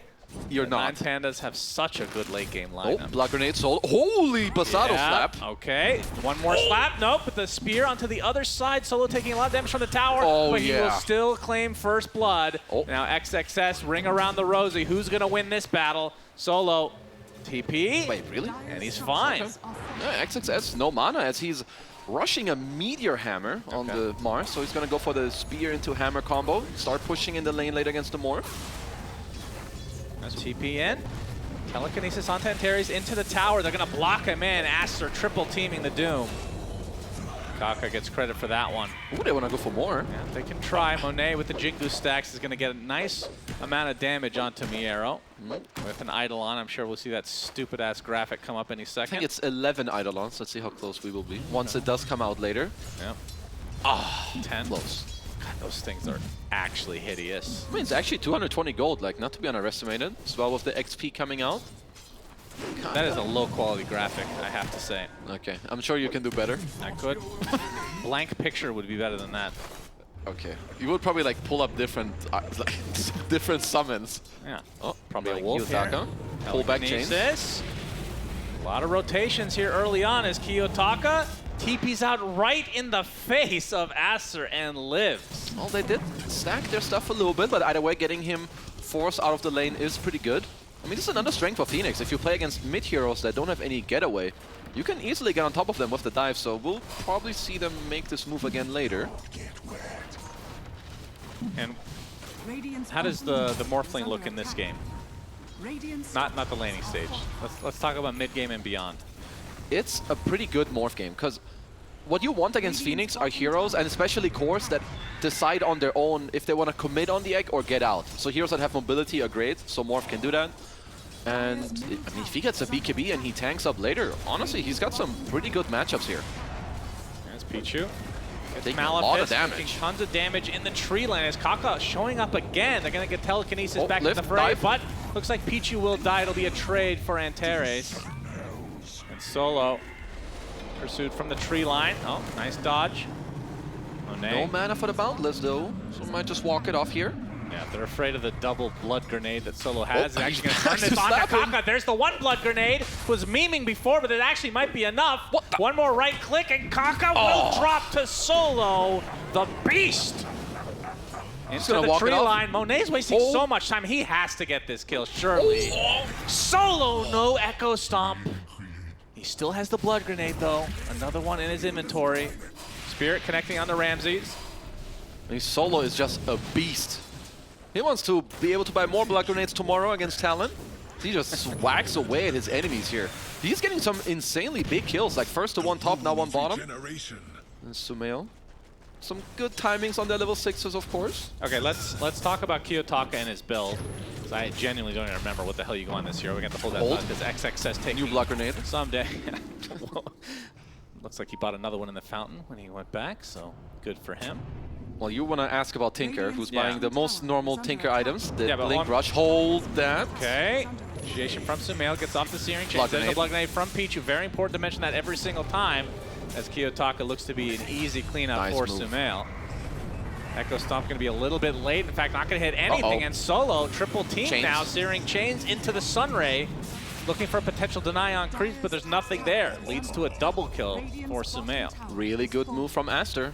They did lose their safe lane tower in the meantime, but just looking at these two mid wards, they know who and where they need to punish in this game, right? You have one mid ward to the right of the tier 1 tower, another one to the left, where Tinker generally is going to fall back to farm. As Kiyotaka's, you know, bleeding a little bit in this early game. Looks like he's going to TP top, try to just finish your Blink. Yeah, what's after Blink for Tinker? The most general build I see is just Blink Shiva. Like, you go Blink Shiva, then maybe BKB if you have to, into the overwhelming Blink E-Blade, and just kind of... I mean, we'll see. He definitely doesn't want to buy a BKB too early, but against this Radiant draft, you're going to need it. Oh, remember the last time I watched him is, I'm going to see he bought a Solo. minus, yeah. No, not that time. So it should be an easy kill, although Antares showing up. He's level 4, so not the biggest of help. It's off the score. Monet is here too, bro. Run away. Kiyotaka showing himself in the mid lane is, yeah, you're right, the entirety of Aster in this general area. He even dropped a third ward around the mid area with Monet here, as he came over mid. Doesn't have too much to do bottom as he does when laning against Enigma, so he's just going to help with the mid tier one. But, I mean, what are 9Pandas going to do when Aster dives on Tinker? Nothing. They're going to just watch him die. That's right. They don't really have the greatest of saves this time around. They do have the Echo Stomp and then the follow-up Black Hole or something to that effect. But anyway, back to the conversation about Kiyotaka, because this is the thing I learned about him. Number one, does not buy Sheepstick, at least in the couple games that I've casted him. Despite it being like really late game, he does not go Sheepstick, and he cannot stand the Shard. Never bought it, despite having like 10,000 gold. That's true, I've seen that. As Sumail, King, this just happens a lot of the times to Embers, right? You can't really touch them overall. I would also say that Tinker changed in a way. You're just playing on like the low rearm later, just all this AoE damage with Shiva's overwing Blink. And taking advantage of this vision that they have, Solo walking into death as Kiyotaka can only watch from afar. Trying to get some lasers to get these creeps, but they might just get cleaned up by Aster if they're not careful. 9Pandas have no fight back potential in this mid area. What they have going for themselves is the side lanes. We have a Midas on Miro. Could you get any greedier? You can buy more Midases. Let's check out Solo. What's he queuing up? Yeah, what's the... Antares at least is not going Midas, despite that being normal on Doom, so it'll be a Blink Dagger, it looks like. Yeah. Yeah, we're definitely playing for the late game here. They do not seem worried about getting run over in the early game. I mean, they're down 1K, so it's not like it's insurmountable by any means, but we can see that Aster keeping the pressure on. Level 8 with a double damage. Yeah. Chains. They're going to get the chains onto the Tinker. Antares in the area, but he's still only level 5. Oh, the Hurricane onto Kiyotaka, but the Black Hole coming up, but they've already lost their Tinker, but at the very least they get the trade. Stole the Black Hole. That's true. That is something you always have to worry about. That was a nice job from Antares as well. He kind of took the spear from XXS, who very likely would have been able to cancel that Black Hole, so they get a 1-for-1 trade. They do kill Sumail, and 9Pandas, with how this game is going, they'll gladly take that. There's been like 8 D-wards around this mid area already, I think. Like, just look at 9Pandas, all of their sentries, where they just cleaned everything. See, even without the egg. It was actually pretty close to being able to save him with this Hurricane into Black Hole, but just too much burn damage. But I will say that one good thing about Miero getting the Midas, which I know you're really interested in talking about right now. Golden XP, I love that. Is the fact that he needs so many items this game because you are playing against a Rubik, right? Yeah. You need to get BKB, you need to get Lincolns, you need to get Blink, you need to get everything. I mean, eventually Octarine. Earlier I was saying that he generally buys auras.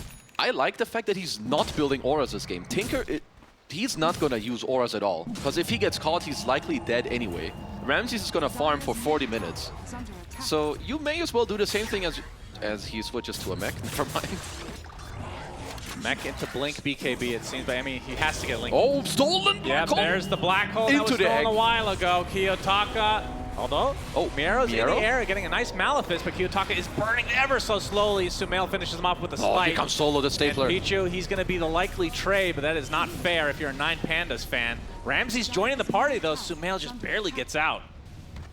Okay, I mean, the mech here did delay, but we just see Aster continuously pick onto Kiyotaka, and he's really falling behind on this Tinker net worth. How's the comeback potential for this hero? Because the times that I've seen it, for the most part, he gets off to a good start anyway. Yeah. So it's...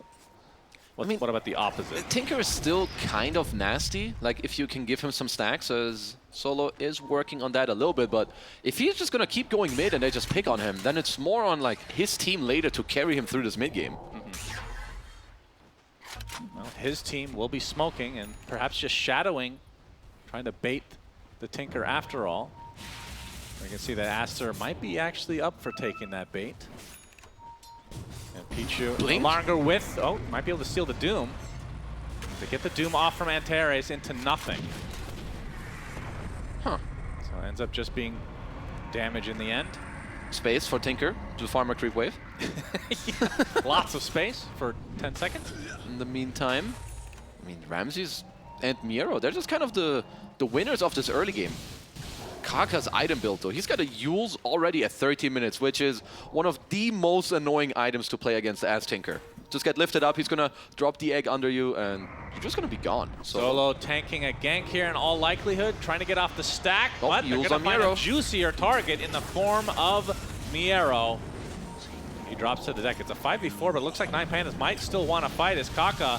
No egg. For him around, but there's the telekinesis on the Ramses, getting the attribute shift off. And the arena coming out for the first time this game from XXS onto two heroes. Yeah, they killed the Morphling. And now the Meteor Hammer being used onto Solo, dies shortly after. Triple kill for Sumail. I have no clue why they came in to fight. I don't think they know either, but Aster's just gonna quickly take some free kills and experience, just getting 4 kills on a deck like that. I mean, I thought it was just gonna be a casual Solo dies and then everybody else gets out, but instead they get the Enigma. Yeah, but the reach with the Yules into the spear, and then they just... I mean, definitely a big mistake for them to continue on in this fight, because if we know it, they should know it too. They need to get to the later stages of the game with more gold and more experience. That's a lot of damage from the Rubik. Meteor Hammer. Pow. Pichu with the Waveform Fade Bolt combo. That basically took Ramses out once he was at half HP. I mean, there's not like for 9Pandas, the biggest things you have going for yourselves is like some black hole, as Solo gonna get back into his very normal position with the one knee up. Yeah. Honestly, until that point, I thought this greedy draft might actually work out for them, but then they somehow get greedier 4v5 and take the fight and get punished super hard.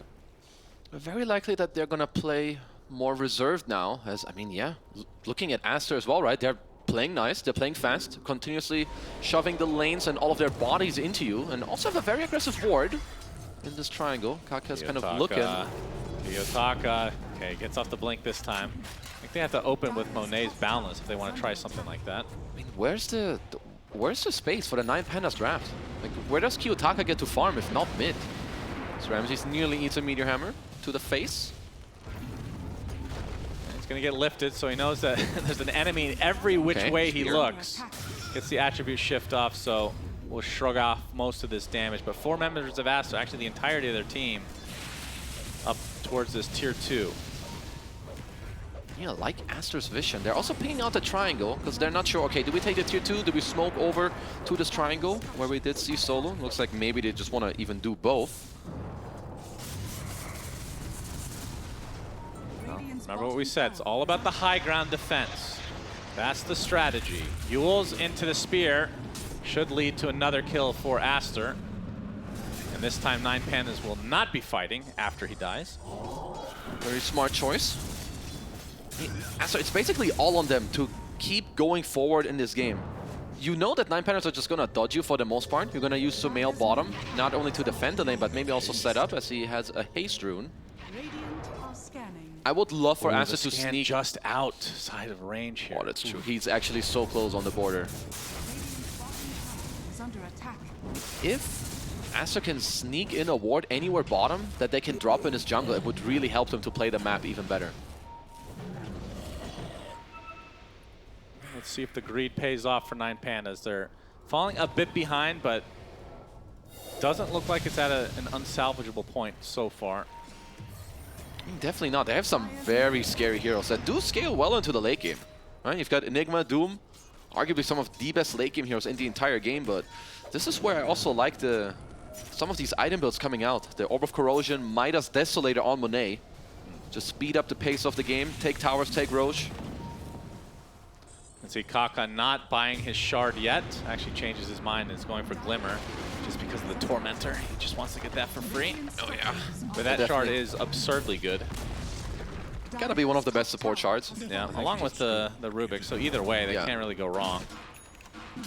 Monet just gonna try to make his way to a BKB, which of course, all he's gonna do in this game is go in, drop a good arena, help out your egg, set up your Wukong's command as well, and I mean, this is pretty damn good Mars game. They haven't even had to bother with the Wukongs this game. Yeah. I don't think it's been used yet, has it? I don't think so. As Kiyotaka continuing to convey to the other side of the map. Unlucky for Miero, he did not get the Philly Stone. I feel like your win rate increases by like at least 10% when you get that, but he's got the Gossamer Cape. They're scanned out right now, so 9Pandas aware. But Monet, they might still find Antares anyway. He gets one more Devour before he meets his untimely death. All right, everyone TP around, go farm lanes. Yep, it's time. Oh, takes a little bit of a while here, but eventually brought down. And they could start thinking about Roche with that Deso. And they have Orb of Destruction on Sumail as well. Aster doing a nice job moving around the map. They did drop this ward earlier down bottom, which gave them this kill now. Instantly, they go back to top to another lane ward they have here behind Solo. So he's going to have to walk away or die. Yep, those are the choices. Let's see which one he chooses. Oh, XXS gets a bit of vision, but not a good angle for him. Not a ward for 9Pandas drop. It's so important that you get wards out that do live, as most of 9Pandas wards are just dying. Like both of their new ones, they did just die on the top half. Not many Tinker wards anymore with this new map, are there? I mean, you can like use one as like the well and whatever. That's one, but yeah, no more of the classic Tinker wards. I feel like Aster could take Roche though. Is there a reason that they're waiting? Maybe they don't feel like they have as big of an advantage as we can see right here. And they might be waiting for a couple more levels and maybe for it to come bottom, as right now, I mean, you have Phoenix and Monkey King, which is okay, but I would say you'd maybe want to sneak in a couple levels, or because you don't have a medallion, you don't have the best damage. And this might actually turn into a team fight, as a good portion of 9Pandas are here, and of course Kiyotaka can always connect. And could be a potential Roche off as XXS gets off the arena, but it's only on the one because that was a quick blink from the Doom. But you can see Solo will likely be the first to drop, and there's the egg being placed. Meteor Hammer right on top of the egg, apparently. It looks like it's a disengage for 9Pandas overall. Ooh. Not able to chase any further, and I mean, Solo's going to be back in 15 seconds.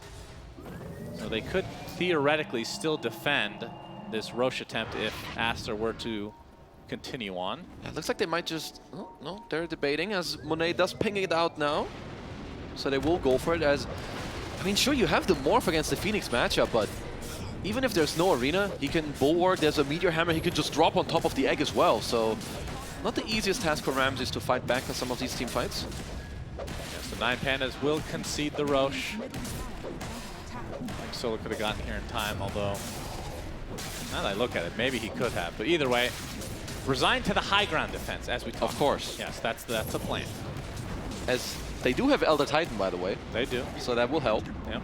We learned that early in the game. 5 minutes in the game. And Aegis for Monet, going for the Scotty next. And yeah, XXS going for the BKB, and a lot of times we see him go for maybe a Deso, maybe a Refresher. Do you have any opinions on what branch he should go off on? Last time around I was wrong where I said they should go straight Refresher, but this time around I'm gonna say it again. I think all you need to do is lock down the fight and find him. You also already have a Deso on your Monkey King, you have Sumail, you have a Monkey King in your own team, you've got the Phoenix, like you've got all the damage already. See how much work they can make out of this Aegis.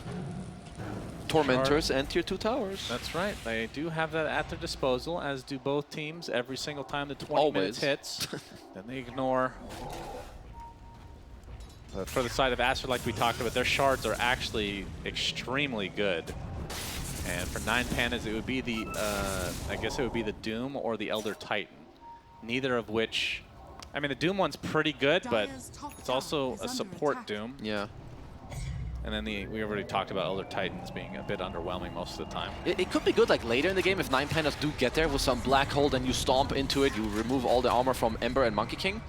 But overall, I feel like 9Pandas with the early game, like how it panned out, they're doing pretty well right now. Ramsey's on the top of the network sharing it with Sumail. Miero's still up there, Kiyotaka getting his Shivas, and even Terry's on the Doom, closing in on his own BKB.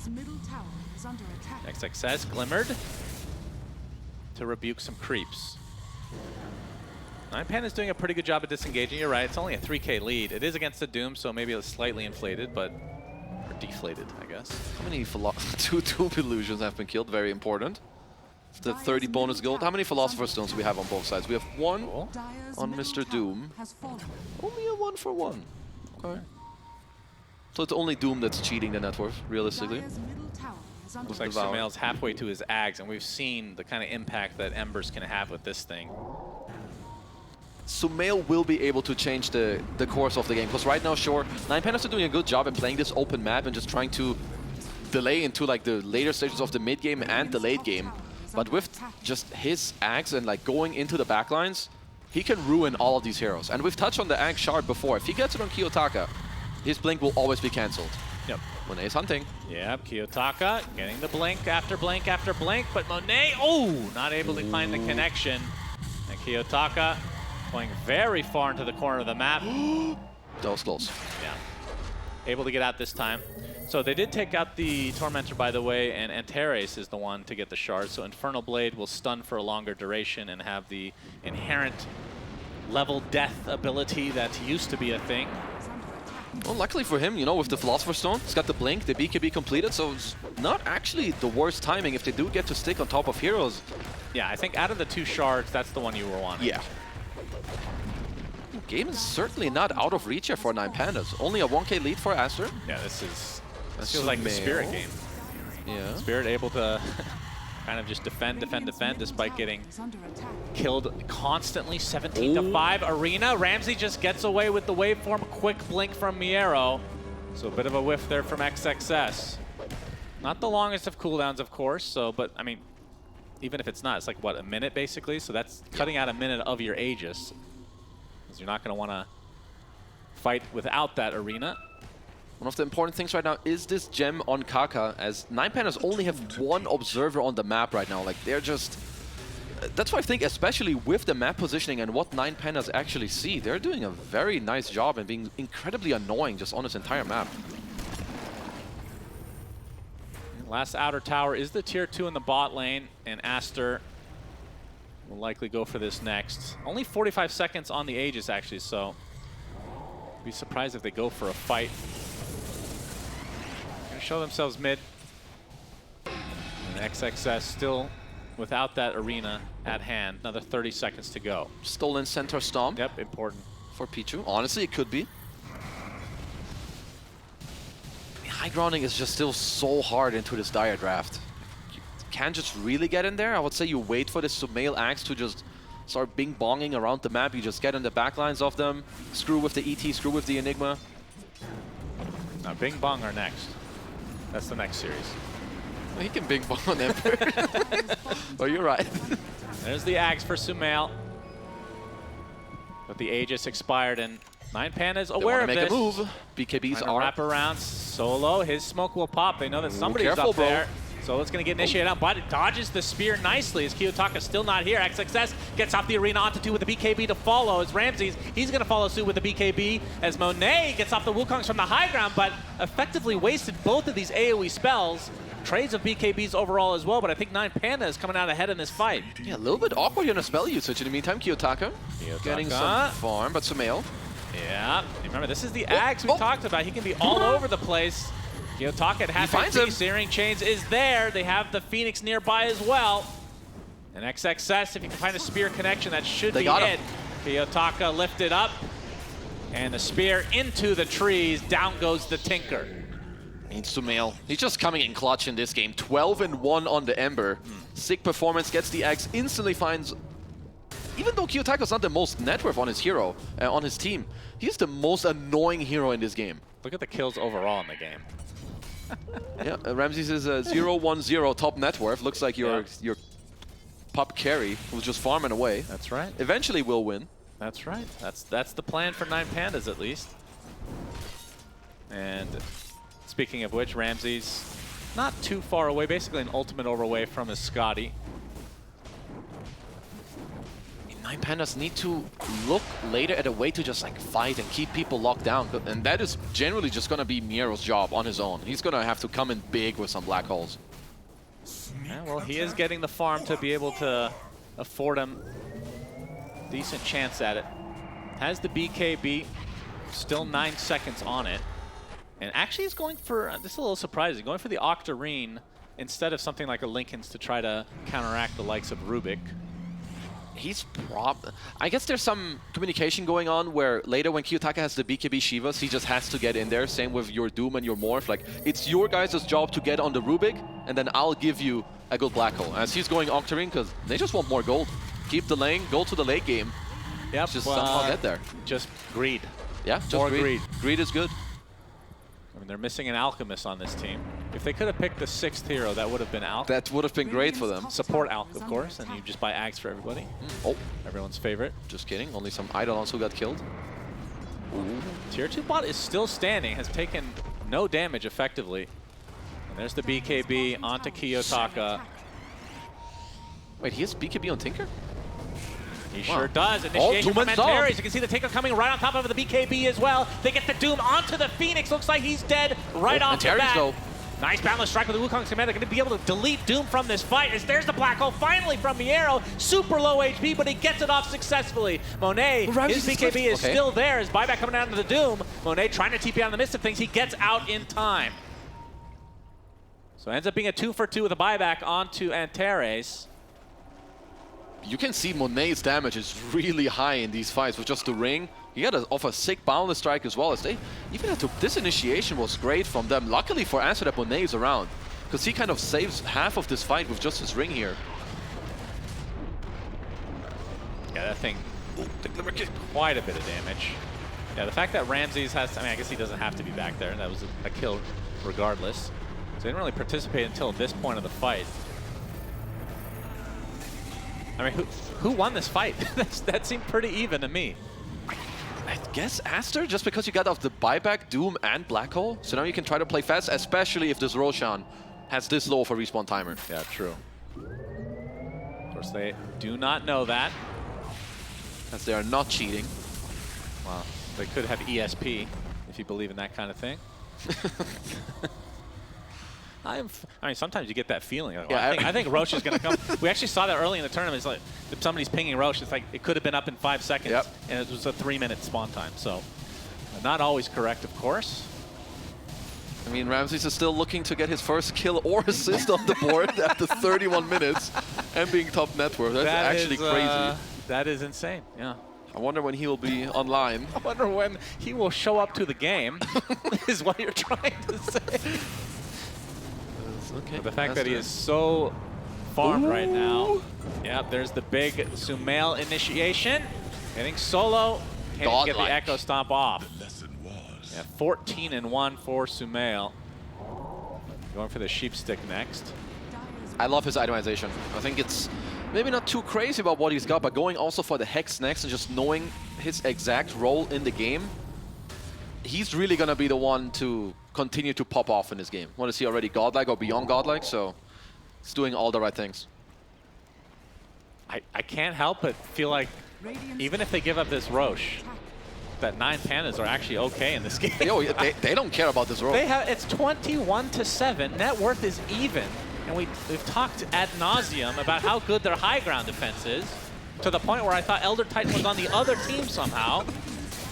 It's going to be hard, even with Aegis and now Cheese, to go high ground against this team. You know, one good black hole that doesn't get stopped by Rubik, and Ramses will get a kill on someone. Yeah. His damage is incredibly high on the Morphling.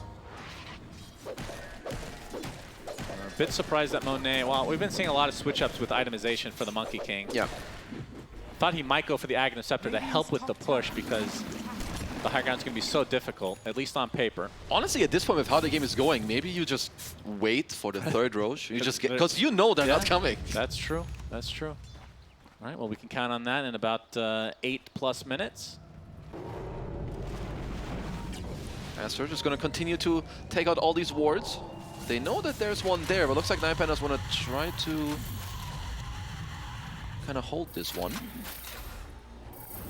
As the E-Blade is completed on Kiyotaka, he's also starting to ramp up with some of these items. Yep, wants to go for the Lincolns next.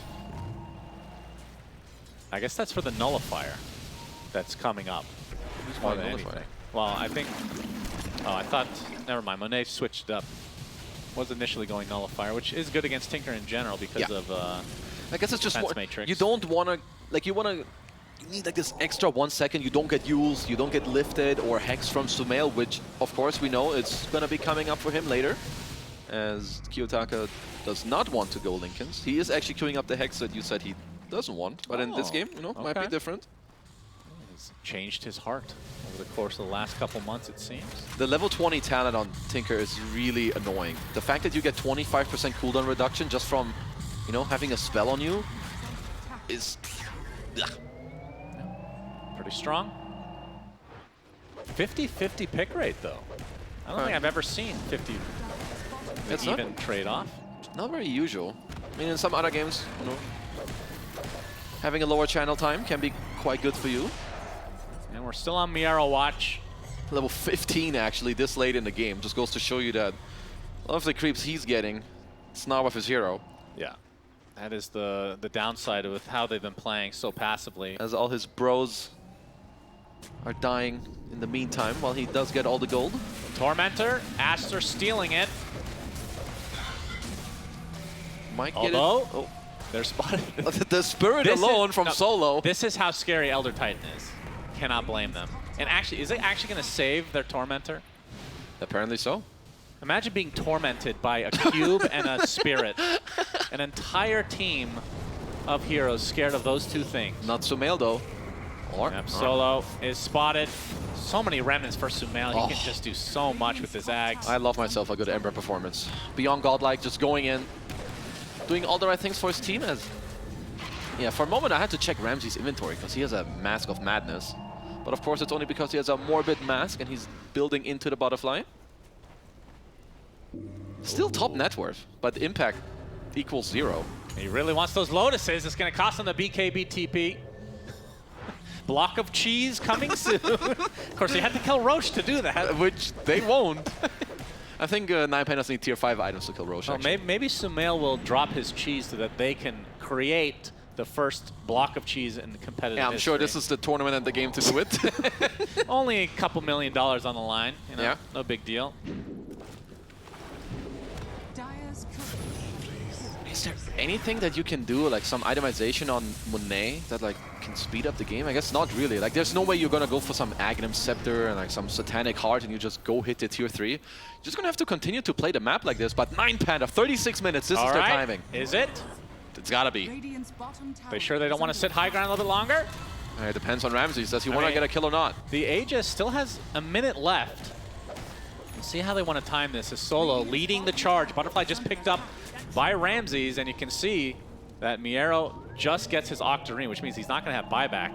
Not even remotely close. If they can find Monet once, they will definitely kill him a second time. They can just black hole on top. Anyone else finds the Rubik, and you're good to go.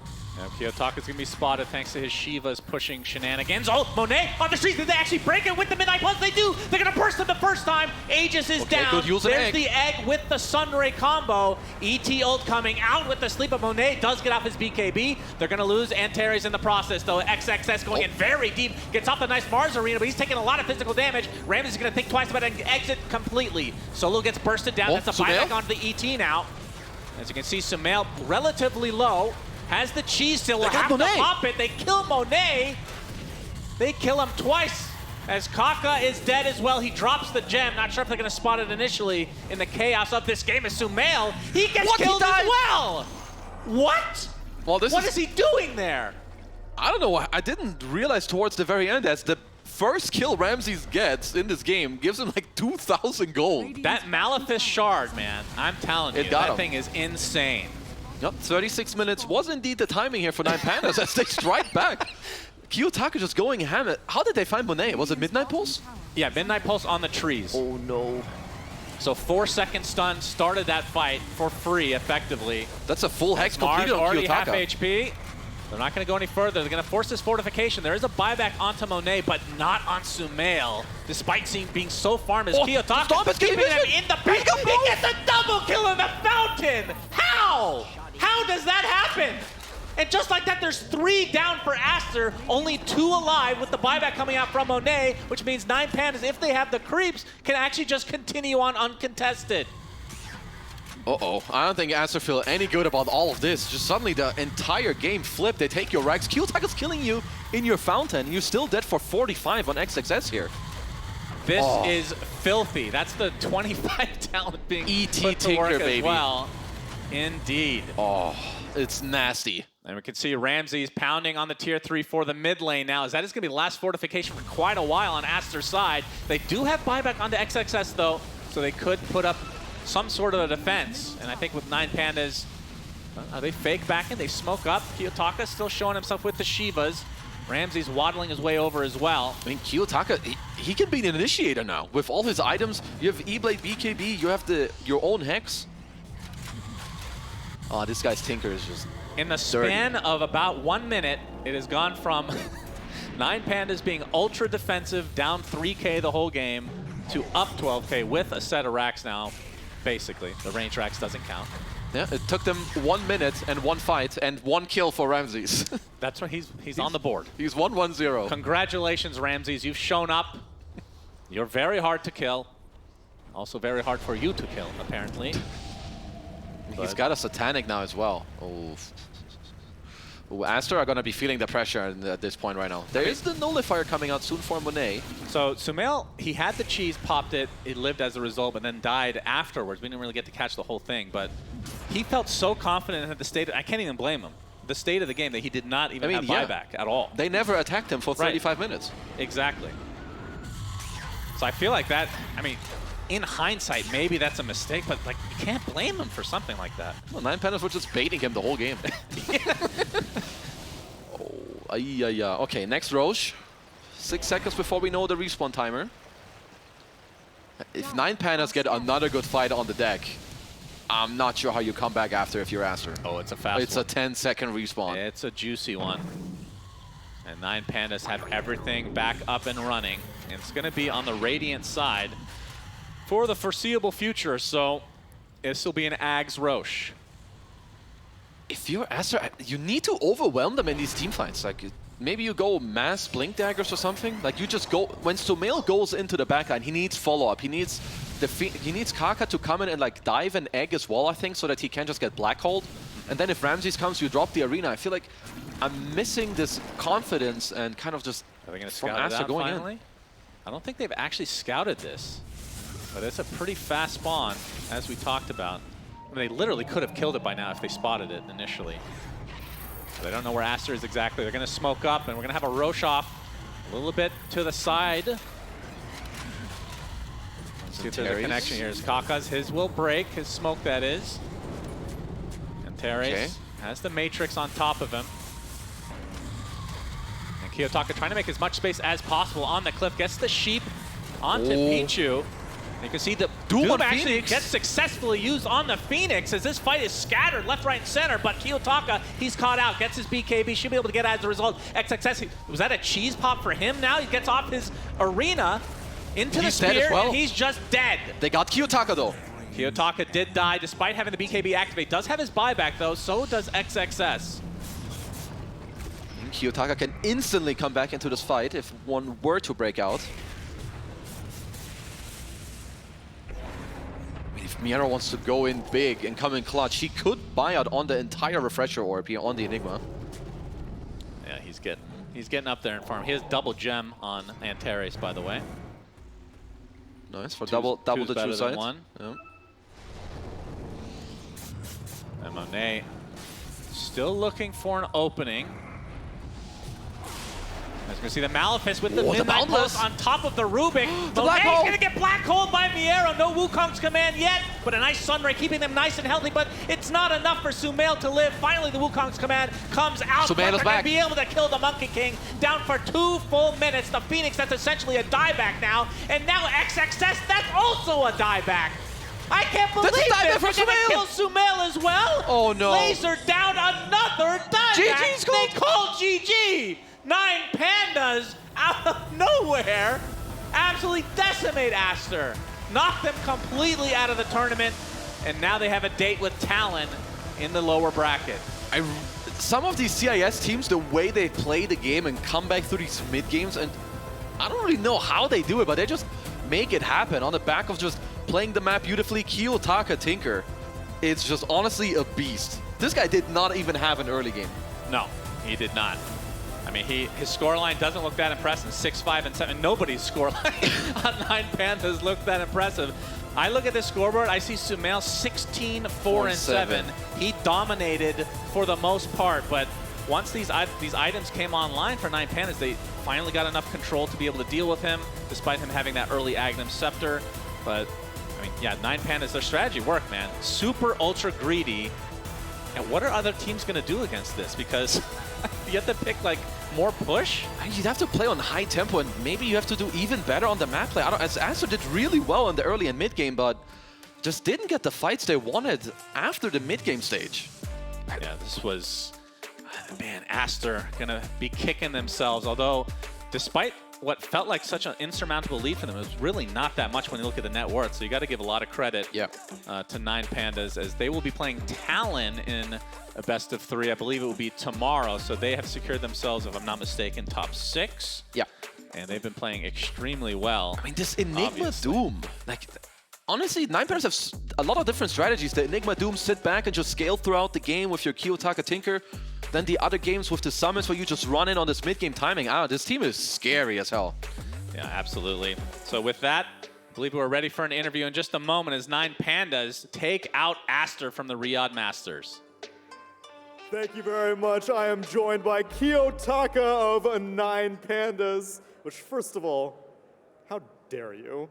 Invoker, Meepo, and Tinker in this series? The audacity, but that's what you're known for, Kiyotaka. These mid lane picks, are you asking for them, or is your team giving them to you? Yeah, sure. I just wanna make some show for viewers, so I just pick some heroes for team fights, like, you know, Invoker, Tinker, just press some buttons for viewers. زي ما تشوفون معنا كيوتاك اعزائي المشاهدين في المسرح بعد ما خلص المباراه 2-1 بالقوه قدروا يفوزون، لكن قدروا يفوزون. اول سؤال سالناه قلنا له كيف تتجرأ انك تلعب شخصيات زي كذا؟ الهيروز اللي قاعد تلعب فيهم سواء كان انفوكر او حتى يعني بيلعب بميبو، ليش تلعب بشخصيات زي كذا؟ كان الجواب فقط يقول انه انا مو بس انا جاي عشان اوريكم الجيم بلاي حقي، انا جاي اسوي شو للفيورز والمتابعين، فهم جاي عشان يمتعون كل الجمهور اللي موجودين معنا. Well, I appreciate the showman spirit, Kiyotaka, but how do you like mid in general right now? It's so how long have you been playing Dota in general as a pro player? For like pro player, I think I play like 2 or 3 years, maybe 3. In Dota, like 6 years. Okay, so how has the evolution of the mid lane gone for you? Do you enjoy the current state of mid right now? When I started Dota, it will be some hard to stay in mid versus good player. Now it makes a little bit casual for newbie players. So if you come first time on middle, you can stay 50 on 50 with any player because it's like a lot of runes. You can ask your support for refill your bottle and just gank for you. So it's okay. You can just play on farm. No need to aggressive. سألنا كيوتاكا السؤال الثاني في المقابلة، نتكلم عن الستيت الآن للميد لين في الجيم، بحكم أنه هو الآن زي ما قالنا أنه له 3 سنوات يلعب كلاعب محترف، بس 6 سنوات يلعب دوتا. فكان الجواب يقول أنه شوف الميد لين الحين حاليا أي واحد يقدر يلعب فيه. بالأول كان صعب أنك تكون موقف قدام الخصم، خصوصا أنه الخصم إذا كان كويس يعني، لكن الآن حتى لو أنت لاعب جديد، حتى لو أنت لاعب ما وصلت لدرجة الاحتراف، تقدر أنك تلعب في الميد لين بشكل جدا ممتاز، خصوصا أنه عندك الرونز، خصوصا أنك تقدر تطلب الدعم حق السبورت انه يقدر يساعدك في الميد لين. ففي حلول كثيره انك تقدر تسويها. Like you said, you've only been playing pro for around 2 to 3 years. Before the interview started, you were saying to me like every game at this tournament is crazy. So it seems like as much of a spectator as a player, you're enjoying this. But how's the intensity of competition going for you so far? Because you have played now 36 games at this tournament.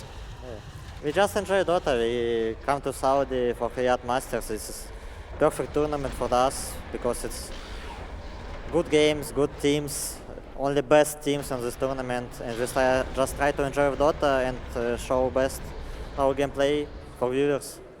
So it's hard way, but we continue to do it. Hope we're gonna meet some raid boss in the raid in final. You know. Do you have a preference? I think it's good. Gonna be a good game versus Boom Boom team. Okay. You understand. زي ما تشوفون أعزائي المشاهدين، السؤال الثالث والأخير في المقابلة سألنا إنه كل مرة أنتم تلعبون المنافسة قاعدة تشتد، وأنتم الآن رسميا 9 بانداز هم أكثر فريق لعب معنا في البطولة، 36 مباراة في رياض ماسترز فقط. فهل الشيء هذا يعني قدرتوا تتأقلموا معاه، وكيف تشوف الحدة المنافسة اللي موجودة عندنا؟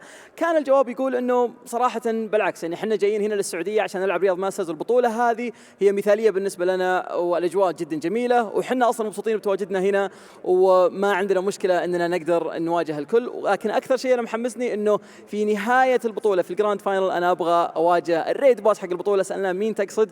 يقول يقصد بي تيم.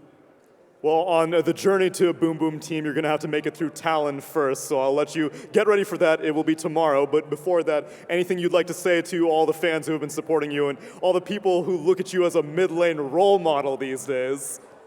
Yeah, sure. I want to say thank you for everyone for sitting on the crowd, who just watch on stream. It's so good for us. We play for it. We try to make some show. We try to make our best gameplay. So I hope you guys enjoy. Thank you guys, everyone. في النهاية كيوتاكا كان جالس يقول لنا إنه حاب يشكر كل الناس اللي تابع 9 بانداز واللي يشجعهم في البث المباشر، أو حتى من الناس اللي في الحضور عندنا اليوم، وخصوصا إنه هم جالسين يحاولون قد ما يقدرون إنهم يعطونكم شو وتنبسطون في كل الاستراتيجيات اللي ممكن يسوونها في اللعبة. فبالأخير يقول لكم شكرا. I'm definitely enjoying the show, Kiyotaka. Thank you very much. Congratulations on this win, and best of luck in your series tomorrow.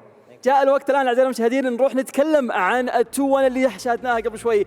أستر ودعناها من البطولة، شيء مجنون. أتوقع الاستديو التحليلي عندهم كلام كثير يقولون عن النقطة هذه، فعلى طول على الاستديو. Back to the studio.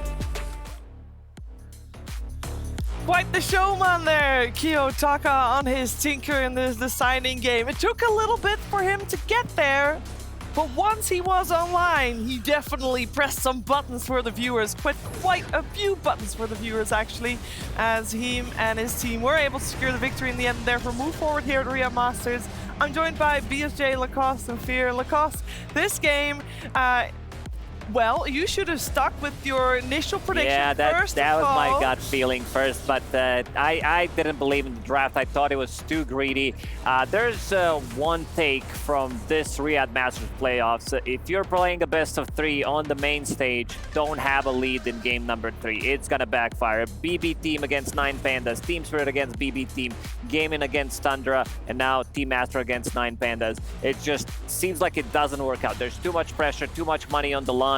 And seems like teams crumble. Like they didn't have what it takes to break the high ground. And look at Kiyotaka, what he's doing. This is EP Tinker for power. The viewers. This is it. Like these are the couple of clicks that he did for the viewers. E Tinker, we can call it this combo that they pulled off in this one. Yeah, fantastic showing of 9Pandas towards the end though. It took a while to get there. I also want to talk about Aster because they did play a solid early game, but Fear they just didn't get ahead enough. Yeah, I think they did a really good job on Ramses as well as Miro, just staying alive and getting their farm. Even though they were winning, the kill score wasn't great for them. They continued to stay at top net worth. Miro was always on top. Ramses always on top of the farm there. So it looked a little more one-sided than it was. And then inevitably, later this game went, you're going to have to deal with the ET Tinker. You're going to have to deal with the Black Holes. You're going to have to deal with the Dooms. And of course, Morph in a late game. And you don't have a lineup with Aster where you can really go high ground. This Monkey King doesn't like hitting buildings. So they did control the map, but they didn't really do it in a way where they stopped the enemy from farming. And inevitably, the lineup that you did have on 9Pandas was just going to outscale you. Yeah, I respect that 9Pandas was able to just completely take the foot off the pedal in Game 3 and say, like, this Enigma, he's not going any aura items, he's just going Midas, Octarine Core, BKB, and Tinker's farming side lanes, Morphling's farming Ancients.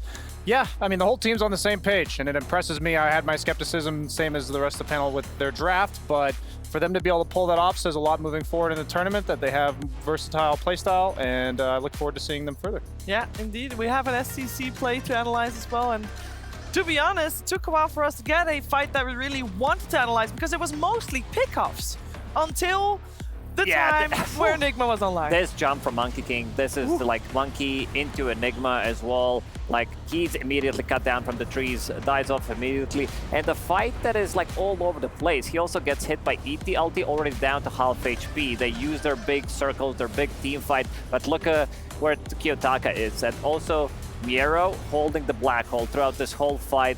You know, we tend to say sometimes the threat of the black hole most of the time is just that it's better than using the black hole. And Kiyotaka going ham, also like this threat of the black hole, something that Sai talked about in an interview about his hero overall, and the fight is already over at that point pretty much. And I do like that 9Pandas are also playing a bit of a different game, because they are like, we're gonna run at you 20-30 minutes into the game, but they can also farm. This is why they pick Doom, they pick Alchemist, they pick like Meepo. These heroes tend to get a lot of farm. Hand of Midas as well, throw it in there. So they were getting ran over in terms of kills, but they're getting a lot of farm, and also like managed to get first showing from Ramses 37 minutes into the game. Like, he was not involved. He was 0-1-0, 37 minutes in. Yeah, I mean, in his defense, though, when your mid laner's just dying all over the place, you have an offlane Enigma, there's not much you can do. And Kiyotaka, like, he really came online on that clip right there. Before then, he was just kind of like farming, dying, but once he got to that Shiva's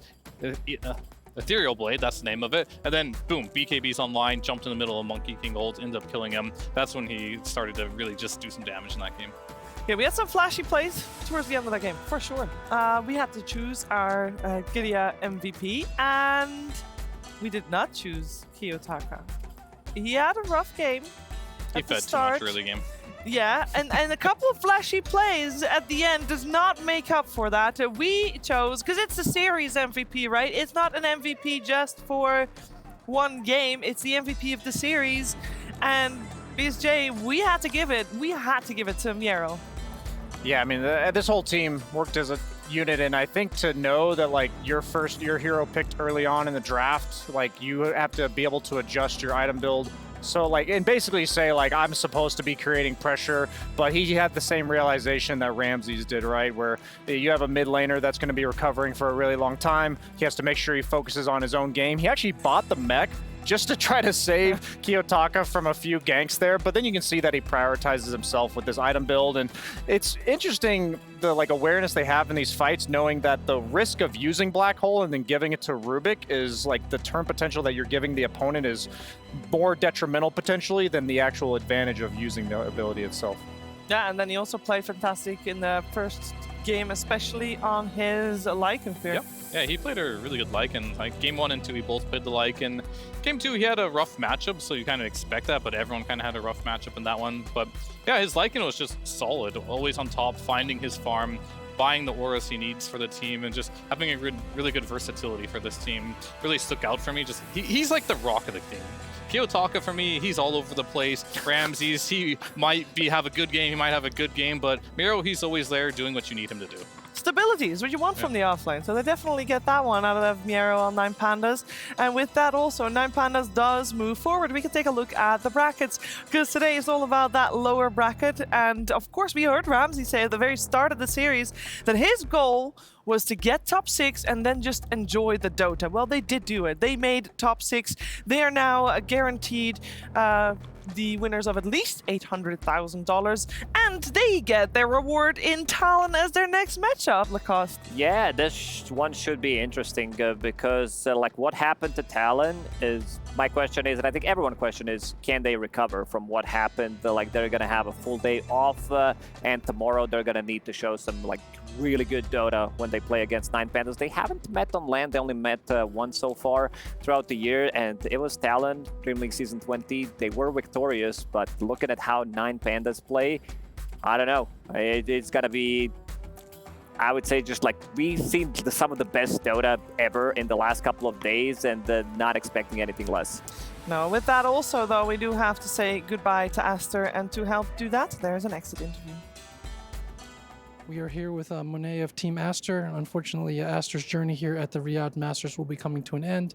That game 3 started off, looked pretty good for you guys. What happened in that game that led to these issues? 当然是这里是星辰战队的 Monet。那么你们这支队伍这次比赛亚特大赛就到此了。那想问一下，就是第3场比赛，本来你们一开始好像前中期还行，然后后来就突然导致有一些失误失利的。那可以描述一下比赛中发生了一些什么样的问题？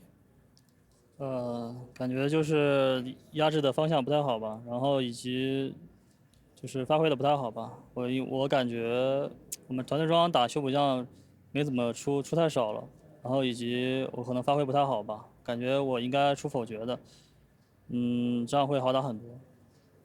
I feel like our ability to pressure them kind of went wrong. I feel like our pressuring, some of our itemization wasn't very good. I feel like we didn't have enough aura or team fight items. I should have probably gotten a nullifier myself. I don't think I played very well.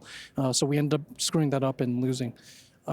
那么当然 of course, after this match, you guys will have to go back to China to play in a very crowded, difficult TI qualifier. What will you do next to prepare you for that up ahead? 就当然这次比赛后你们回国，必须马上为那国际邀请赛的预选很难的艰难的海选做准备。那么你们比赛后有什么打算？我暂时还不清楚后续的打算吧。回去好像队伍里还有就是有人还要参加其他的比赛嘛，然后后面回去看教练安排吧。Still not too sure what our plans are. We still have players in our team who will be participating in other competitions. I believe he's referring to the Asia Games, and we'll have to see what our coach says and plans for us going forward.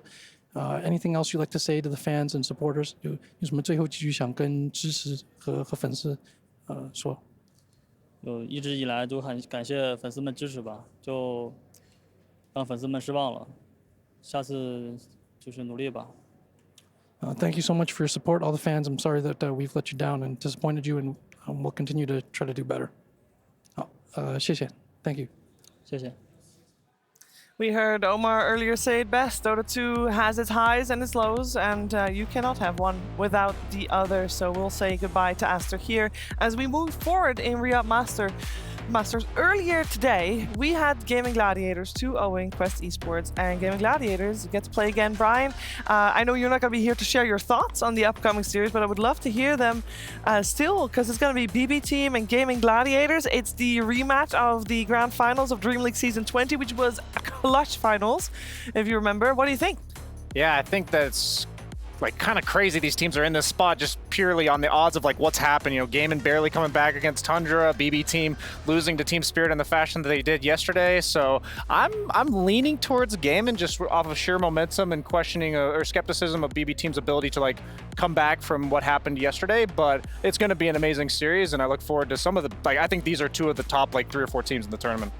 Yeah, and look forward also to finding out what Jenkins has been up to in preparation for that series.